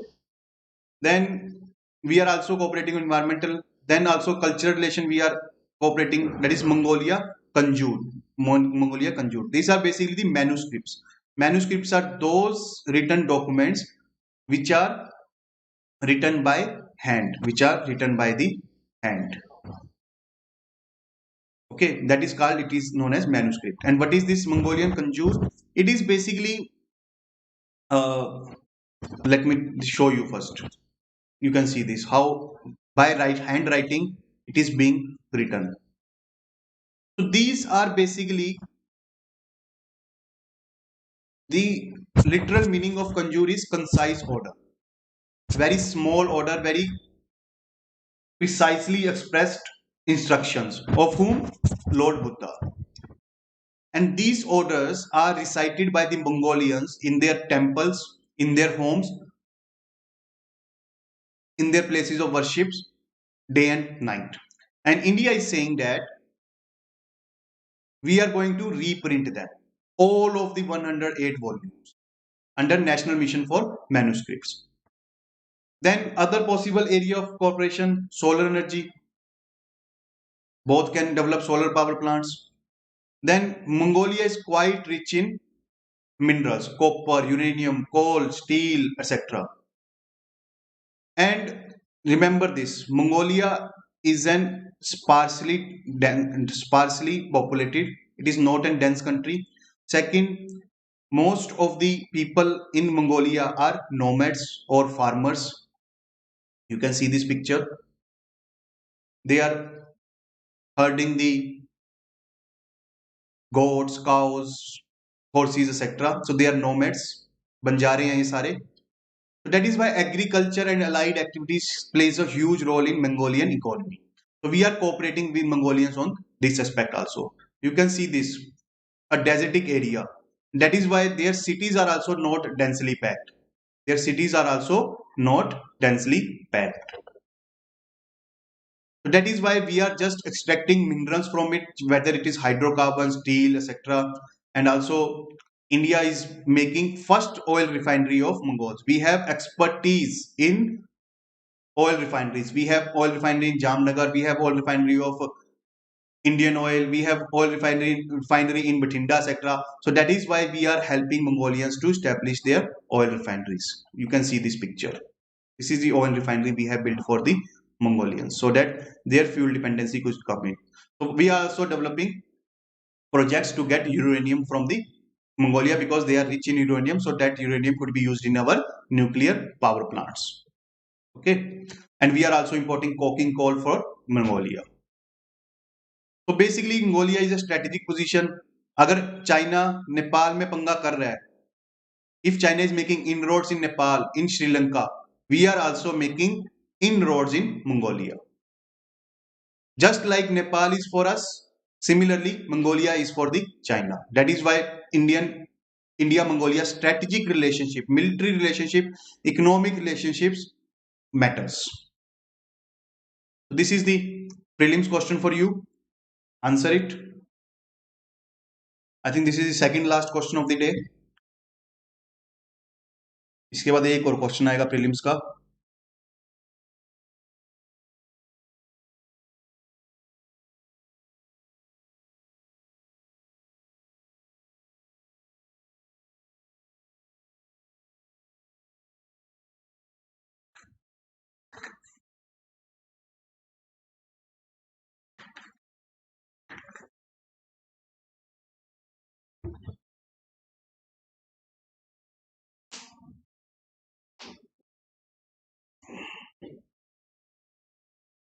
Yes, answer it fast. Let me give you brief about the next topic. Lithium. Honey is saying D. What about others?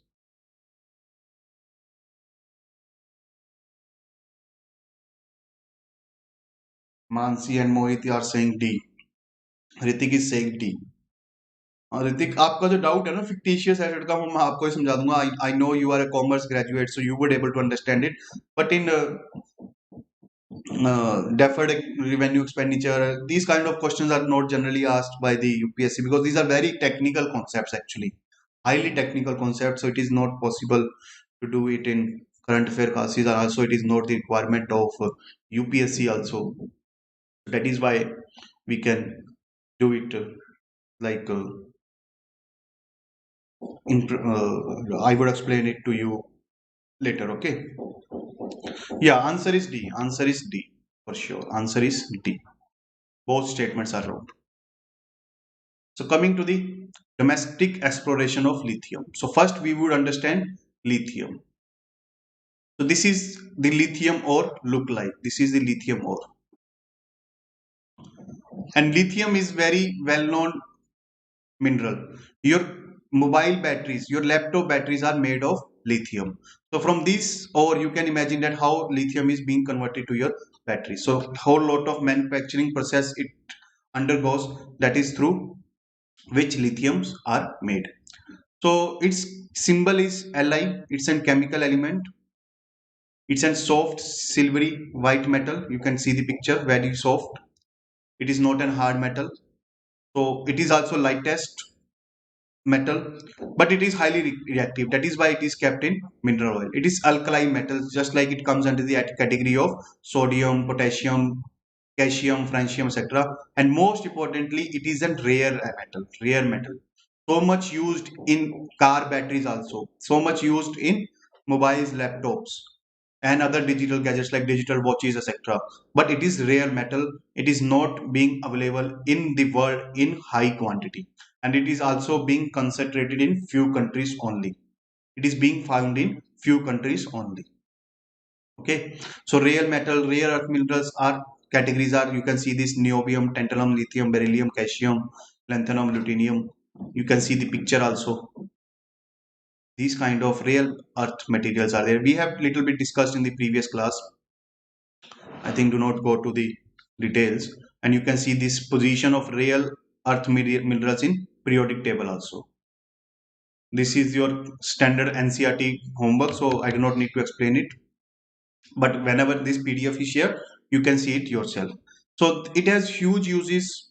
Huge uses. It can be made to use alloys. Alloys is mixture of two metals which enhance the property of the combined properties of the alloy or two metals is much better than the individual properties of the metal. So alloy बनाने में काम आता है. It is being made to make white metal, which is being used for motor engines, and also to make it when it is combined with aluminium, then it is used to make aircraft parts, magnesiums to make armor plates, etc. It is also used in thermonuclear reactions, and it is important component of electro vehicles, laptop, etc. You all know about that. So what is the method to get lithium? It can be get from two methods. First is solar evaporation. It is basically just like salt is gets. How salt is get? Like from open field, there is water beneath, and within water salt is mixed up. So you put it on the sunlight and water get evaporated, salt left. Salt left. Similarly at sea floor depressions means khadde. This khadde, water is there, so water is allowed to get evaporated, only lithium left. So this is the basically the formula of uh, brain evaporation of lithium. So this has been found in Sambhar and Panchpadra in Rajasthan. Second is hard rock extraction of the ore. You can see this rock mining, the traditional mining. अगर आपने वो movie देखी हो KGF, है ना, the similar method of mining is being used to extract lithium, that is rock mining. You can see the picture. Traditional high machines are used to get the lithium. Now why this we are discussing? Because Atomic Minerals Directorate, it has found lithium resources in Mandya district of Karnataka. That is why we are discussing it. And they have found 1600 tons in the igneous rocks of Margalata Alpatna region of Karnataka. So if the rocks are indigenous, yes, the brine evaporation, solar evaporation method would be used, or hard rock mineral extraction uh, hard rock mineral extraction method would be used. Yes. Which method would be used?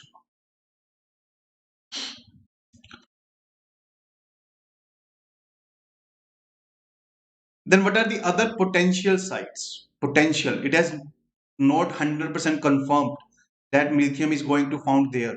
But there is high possibility that lithium may be found there, like in Rajasthan, Bihar, Andhra, Odisha, Chandigarh. Basically, the traditional mineral belts of the country, there it is going to be found out. So there is possibility that in the traditional mineral belts of the country, it may be found. So what are the benefits of domestic exploration? If the Karnataka Mandya project gets successful, then what is going to be benefited? First is import bill is going to reduce because 165 crore lithium batteries we are importing. That is around $3.3 billion. That is 21,000 crore rupees. That is going to be reduced. And most importantly, I've told you in the previous classes also, China is the leading producer of rare earth materials. The world is depending on China for rare earth minerals and metals. So it would definitely reduce our dependence on China. That is going to give boost to our indigenous manufacturing of mobiles, laptops, etc. through availability of these kind of raw materials. Okay, so what is issue with this domestic exploration? Because this new founding is inferred means there is no 100% guarantee that lithium is present there. There is high chances that lithium is there, but there is no 100% confirmation that lithium is there. So we are not fully sure that lithium would be available in sufficient quantity in those igneous rocks or not, but that is why this is the big issue in the exploration. Then second, technology is not there, investment is required, etc. Okay, so that is why lithium may be of low quantity, low quality, etc. That is why commercial exploration is difficult. And lithium quantity is quite small as compared to huge reserves found in Bolivia, Argentina, Australia, China. So these are the going to be, you know, just like Saudi Arabia, UAE, Venezuela, etc., emerge as the oil producer of the world, and they dictate the world on their terms because of their exclusive reserves. Similarly, these countries may dictate the world their terms on the backing of huge rare earth material reserves they have. So they are going to be new Middle East of the world. So you can see this map where these rare earth materials are found. In the previous class, somebody asked me about whether rare earth materials has been explored in Indian Ocean or not. Studies are undergoing, but no confirmed 100% confirmed commercially viable, technologically feasible rare earth materials has been found in Indonesia. Okay, but exploration or surveys are being undertaken. So if it is found, then it would be better for India and also for the humanity. So these are the countries where reserves are found, and in that quantity you can see it. That is why our electric vehicle program dependent on lithium. So that is also issue because we are entering to the lithium value chain quite late, because in 2021 that may be a turning year, just like your feature phones like of Nokia 1100, which was used to be there in 2003, 4, etc., that got replaced by smartphone. So 2021 may be the year where traditional petrol diesel cars may be replaced by electric vehicles, because Leon technology has been developed. It is being commercially feasible to produce it in large quantity and be available, make available to the electric vehicles. There is possibility that petrol and diesel cars would be thing of past. That is why India is making a new company, Khanij Videsh India Limited, which has signed agreement with Argentina so that they can extract lithium together. Now coming to the American democracy, you all have seen how Trump Chacha has shown his card during after the result of America, where he has refused to accept the defeat, and his supporters has seized the Capitol Hill. You all have witnessed this event. So what is the point we are going to discuss here?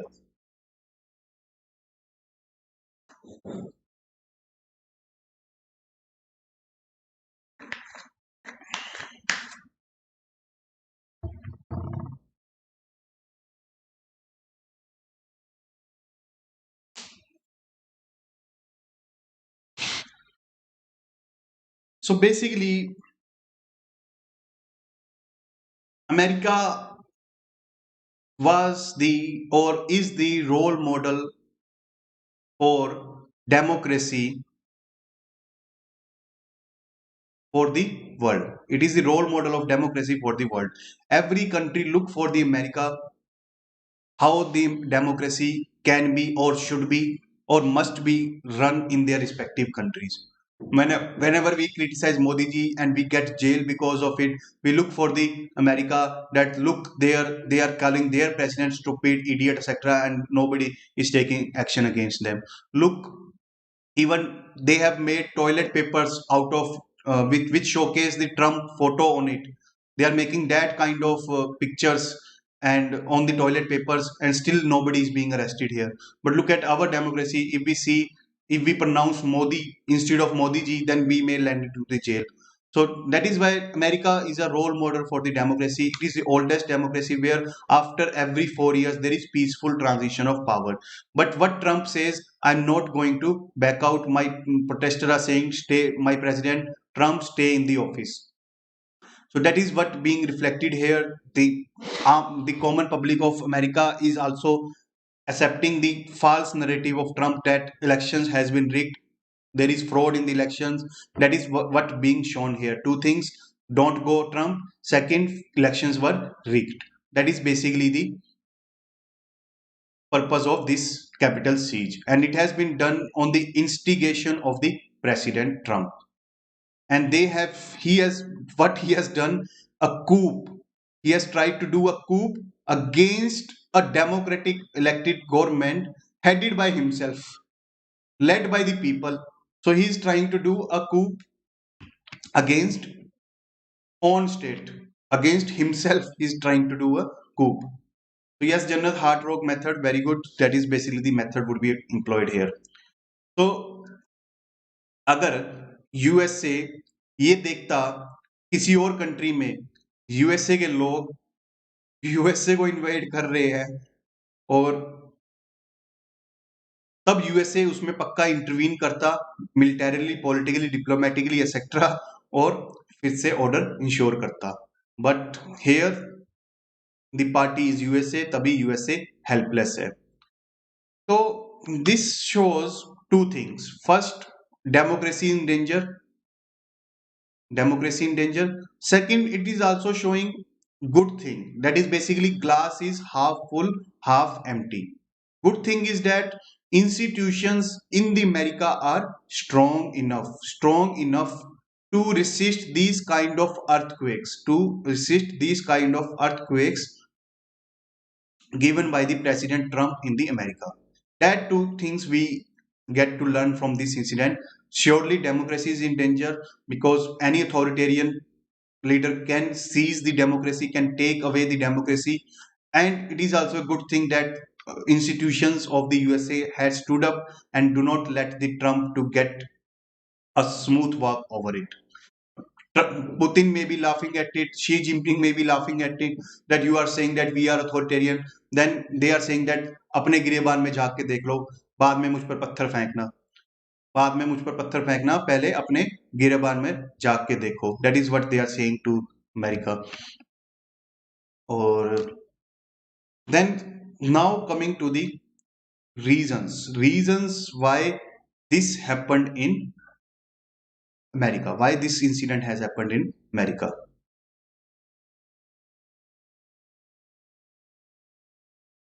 First is bipartisanship culture has been breakdown. We have discussed multiple times the social media, this emergence of social medias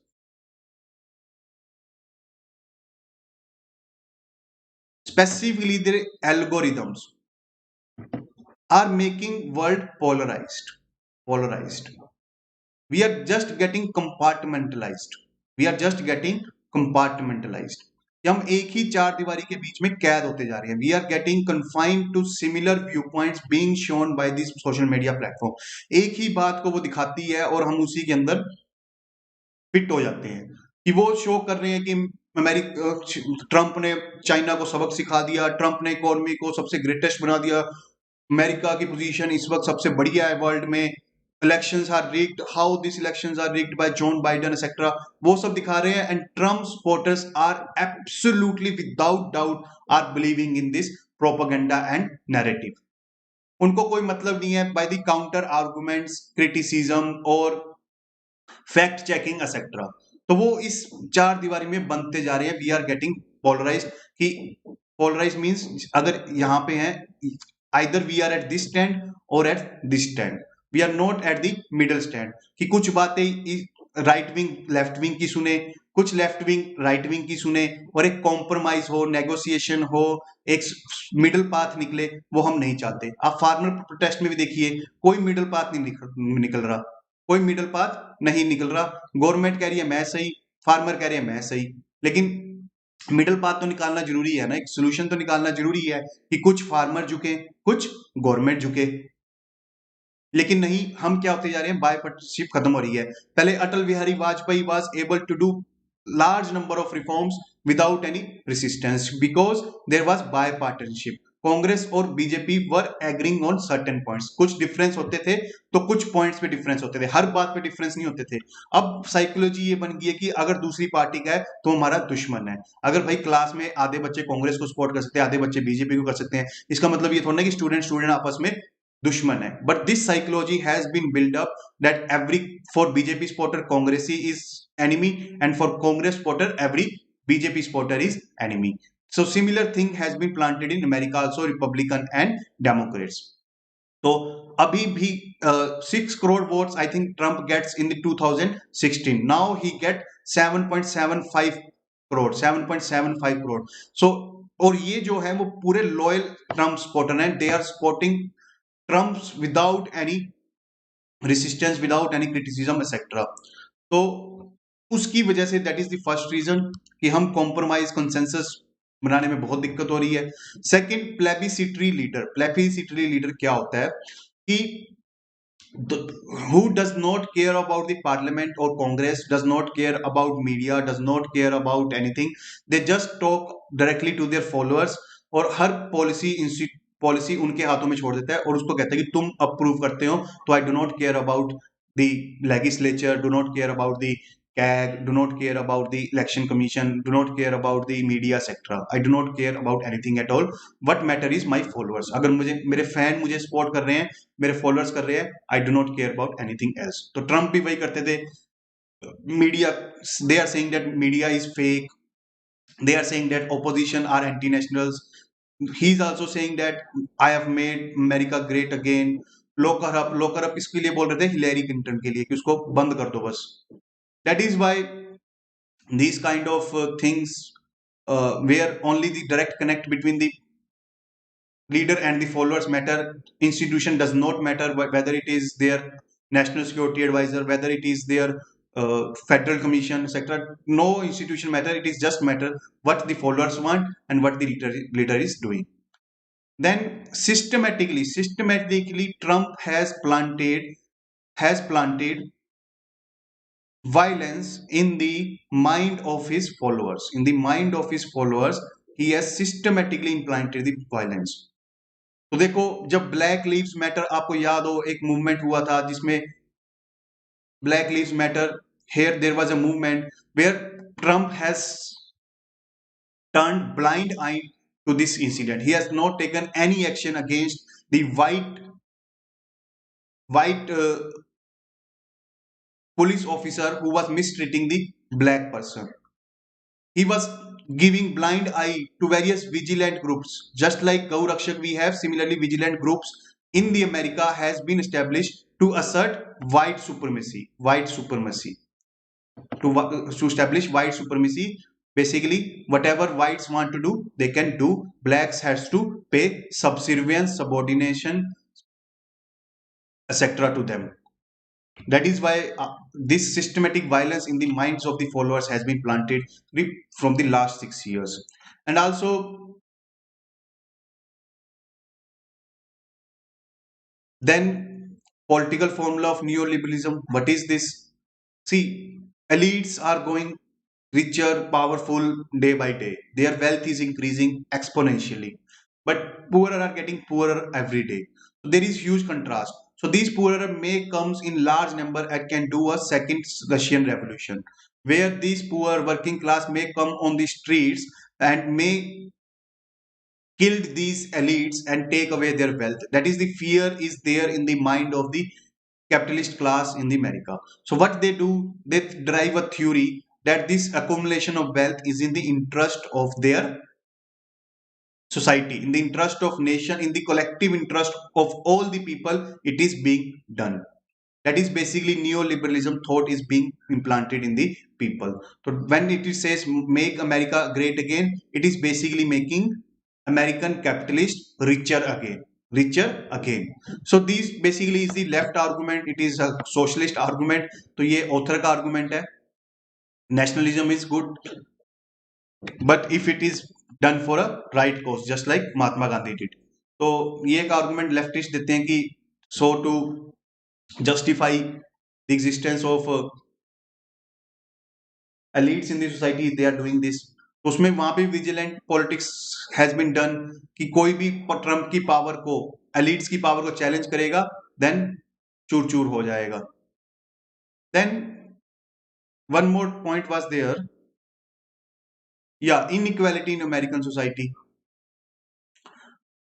जब आप काम पे होते हो ना, when you have the whole day work, you do not think about rubbish things, stupid things. Why? Because you are being engaged in your work. सुबह से लेके शाम तक आप काम में बिजी हो, आपके पास टाइम ही नहीं होता फालतू की बातों में. But now unemployment is rising in America, economic hardships are rising, they are not able to pay their credit bills, etc. That is why these peoples are reflecting their frustration on the streets.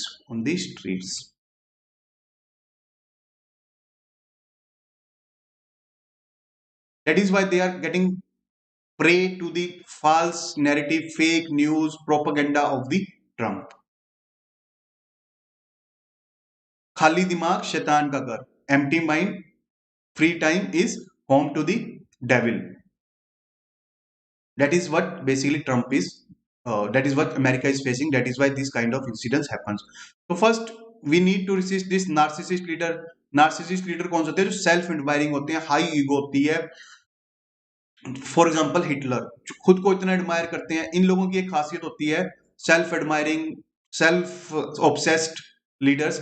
इनकी एक खासियत होती है कि whenever if you hurt their ego, they are going to get succeeded, और they are going to get succeeded. मतलब अगर आपने उनको ऐसा बोल दिया ना तुमसे नहीं हो पाएगा, you are not deserving this, you are not able to do this, you are not capable of do this, you are basically hurting their ego, then they are going to work hard tirelessly day and night, and they would achieve the goal no matter what. But इनकी problem होती है कि they can not accept the defeat. अगर वो defeat accept नहीं कर सकते, they are going to kill themselves, जैसे हिटलर ने किया था. वही Trump is not able to accept the defeat. उसको भी वहां की मीडिया आउटलेट ऐसे बोलती थी कि शक्ल देखिए तूने प्रेसिडेंट की, तू प्रेसिडेंट बनने के लायक नहीं है, तेरे को अकल नहीं है कि तू प्रेसिडेंट बन जाएगा. He takes up on his ego, and in 2016 he was able to win the election. So this is the main answer writing questions for you. USA as role model for democracy and human rights for the world has lost its credibility in recent years. Critically discuss. Yes, Jannat, you are right. We need to promote more constitutionalism in India also, in America also, in all over the world. So now coming to the Ujjwala Yojana. So let me first tell you about the context. This US-based institute, Health Impact Institute, says 1,20,000 children died because of air pollution. 1,20,000 in India. So this huge polluted air in Delhi, Agra, Gwalior, Varanasi, etc. it has huge detrimental impact on human body. And they are saying that this two-third death of air pollution is because of solid fuels during cooking. So there are two kinds of air pollution. One is indoor air pollution, second is outdoor air pollution. Outdoor pollution by factories, by vehicles, etc. Indoor air pollution by your cigarettes, by the cooking fuel, etc. So WHO is also saying that 5 lakh deaths are done because of unclean cooking fuel.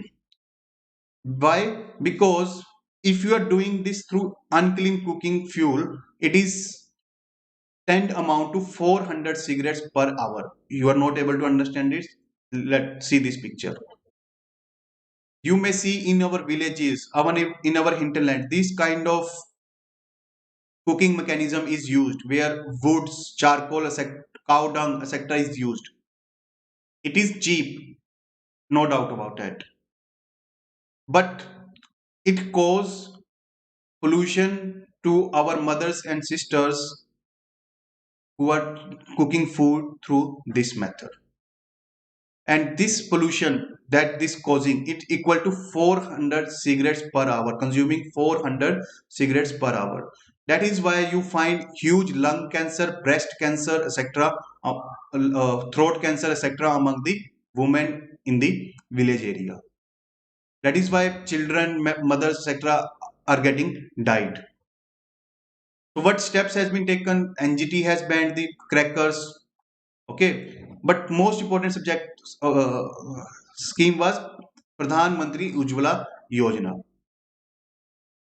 So what was there in this Yojana? Here target was to provide 5 crore families a gas cylinder. 8,000 crore rupees has been allocated. Here gas cylinder would be provided by taking ration card, bank details and Aadhaar number and also mobile number. Government provides 600 rupees to pay for the security deposit of gas cylinder and first filling of the cylinder, and rest would be recovered through installments. The woman beneficiary can get no zero interest EMI कि कोई ब्याज नहीं charge होएगा. In installment it can pay for the stove and cost of the refills. जो चूल्हा उन्होंने खरीदना है उनकी cost they can pay through the EMI. So basically, firstly it was meant for the poorer section of the society, but later on it was extended to anybody who is claiming to the poor. कि उसके बाद target को increase भी कर दिया गया. 9 crore cylinders has been successfully distributed to the beneficiary. And also remember, direct benefit transfer has been introduced. You would pay market price to the oil gas agencies like Indian, Bharat Gas, etc. The government would transfer the subsidy in your bank account. Now you may be asking why we are discussing this scheme. Because we are going to analyze its performance. CAG has said that we have achieved the target because already 8 crore cylinders has been distributed, and this was the reason why Modi ji comes. This was also one of the reason why Modi ji come again in 2019 elections, because one of the family said to me when I asked him about the PM Ujjwala Yojana, he said in last 70 years nobody care about whether we have gas cylinder or not, but Modi ji provide us. That is why we are going to vote for Modi ji. So Modi ji's implementation of this schemes, hats off to him, very good praise to him that he was able to provide this basic necessity to each and every household in this country. But now 58% budget cut has been done, and even subsidy has been withdrawn. The subsidy has been withdrawn by the government. Only now 5 or 10 rupees subsidy is coming into the bank account. Earlier 2 to 300 rupees bank subsidy was being given by the government. So first, no 1600 direct benefit transfer on the first purchase of cylinder, no subsequent subsidy. There is no subsequent subsidy by the government. So this scheme is virtually shut down. This scheme is virtually shut down. It is just for the namesake, just for the namesake it is being implemented. Third reason, एक बार तो cylinder मिल जाता है, but refill is quite low because villagers has to go to the nearby towns taking the cylinder, then pay it and take it back to the villagers.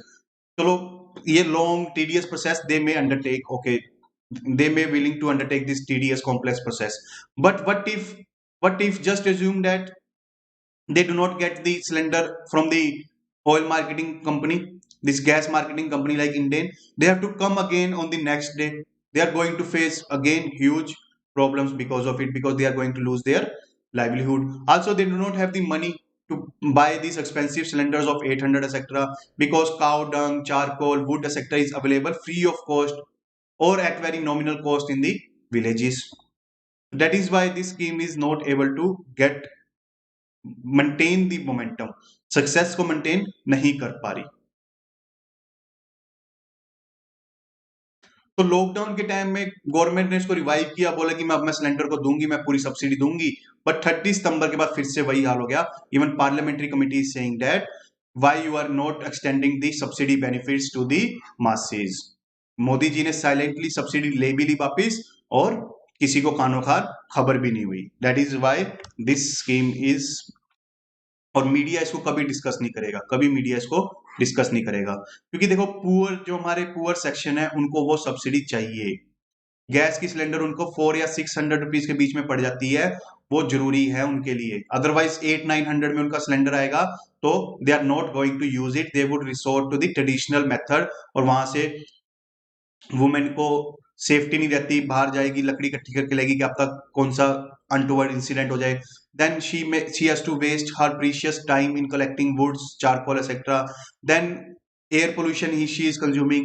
तो ये subsidy Modi ji को वापस नहीं लेनी चाहिए थी, that subsidy should be continued and rather it should be expanded, so that is a anti poor initiative I would call, any anti poor action by the government I would like to call। Middle class से आप ले सकते हो वापस, middle class को अगर आप नहीं दे रहे ठीक है, रिच पीपल को नहीं दे रहे ठीक है, but for the poor and marginalised section it should be retained. तो government must give a second thought to this. Payment infrastructure development fund scheme, तो इसके बारे में ब्रीफ में हमने पढ़ा था 1 और 2 line, so now this scheme we are going to read in detail. तो देखो हमने गवर्नेंस में डिजिटल इंडिया पढ़ा था, तो ये सारी स्कीम्स हमने वहां पे थोड़ी कम की थी, तो ये स्कीम हम करंट अफेयर में देखो एक एक करके कवर कर रहे हैं। आप इसको कट पेस्ट करके उस गवर्नेंस के लेक्चर में, ई गवर्नेंस के लेक्चर में रख लेना, ठीक है, वहां पे उसको कट पेस्ट करके वहां पे डाल लेना, ठीक है, तो एक जगह हो जाएगी सारी schemes and it would be easy for you to revise and all।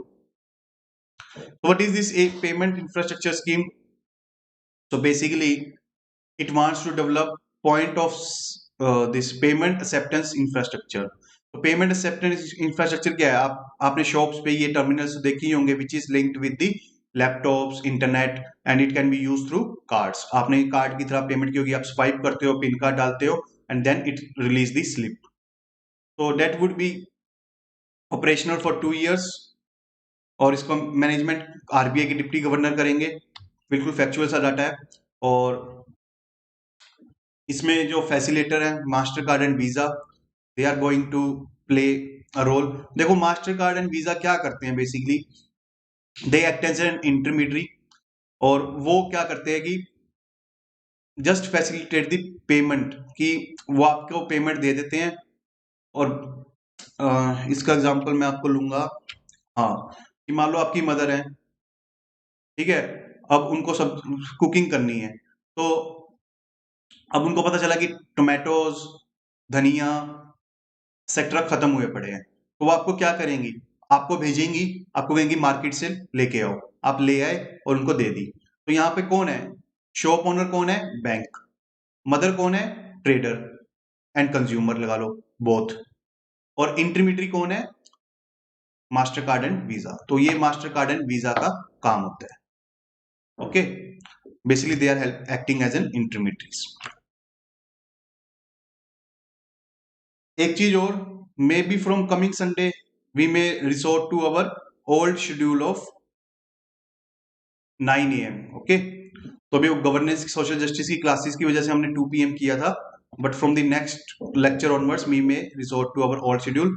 वो मैं आपको यूपीएससी गाइड के टेलीग्राम ग्रुप में इन्फॉर्म कर दूंगा। I would inform about the new schedule of classes on telegram group of UPSC guide. So be remain in touch with UPSC guide telegram group so that about the class timings you are well aware in advance. Okay. तो यहाँ पर उन पे focus किया जाएगा जिन merchants के पास payment acceptance device नहीं है, और स्पेशली फोकस किया जाएगा जो हेल्थ केयर सेंटर्स है, हॉस्पिटल्स है, PDS shops, petrol pumps, kirana shop etcetera, so that you do not need to carry cash and can do the digital payments. And इसमें क्या है कि टायर 3 एंड टायर 4 सेंटर्स में ज्यादा फोकस किया जाएगा, because Delhi, Mumbai, if you visit Delhi, Mumbai, etc., you will find that every second shop has this digital payment infrastructure. But tyre 3 और tyre 4 में अभी ये पेनिट्रेट नहीं हुआ। जैसे स्मॉल टाउन्स हैं जो जहां पे पॉपुलेशन अराउंड 1 लाख 2 लाख इस तरीके से, वहां पर अभी ये पेनिट्रेट नहीं हुआ। That is why this cities would be promoted. और यहाँ पे कई तरह के पेमेंट स्ट्रक्चर प्रमोट की जाएंगे। फिजिकल पॉइंट ऑफ सेल अभी मैंने आपको दिखाई है, वही कार्ड एक्सेप्टिंग मशीन, ठीक है। General packet radio service, you can see this general packet radio service है 2G नेटवर्क पर, 2G नेटवर्क पर ये कैसे होगी, हैशटैग वो है ना, आई थिंक 99 USSD जिसको बोलते हैं, वहां से ट्रांजेक्शन हो जाती है, पेमेंट हो जाती है, तो उसको भी प्रमोट किया जाएगा। जिसके पास इंटरनेट नहीं है तो वो USSD के थ्रू पेमेंट कर सकता है, ठीक है। और QR बेस्ड पे तो आप सभी को पता ही है, this infrastructure would be promoted. इसमें क्या है, सब्सिडी दी जाएगी 30 to 50% of physical POS, that is card receipting, और 50 to 75% फॉर QR कोड्स। और अकाउंटेबिलिटी रिपोर्ट्स देनी पड़ेगी टारगेट्स की RBI को, और RBI उसको एनालाइज करेगी, ठीक है। तो इसलिए अकाउंटेबिलिटी भी है। So that's all for today and wish you all the best, happy learning. Jannat is saying 2 PM is better. हाँ, अभी थोड़ी सर्दी तो चल रही है, because of cold it is difficult to wake up at 9 AM, ठीक है। तो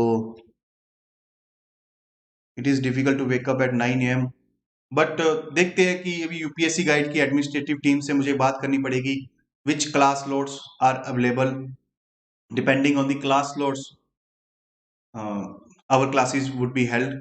तो मॉर्निंग, आफ्टरनून और इवनिंग जो भी होगा, we would discuss it and I would inform. Okay, so that's all for today, and thank you very much to all of you.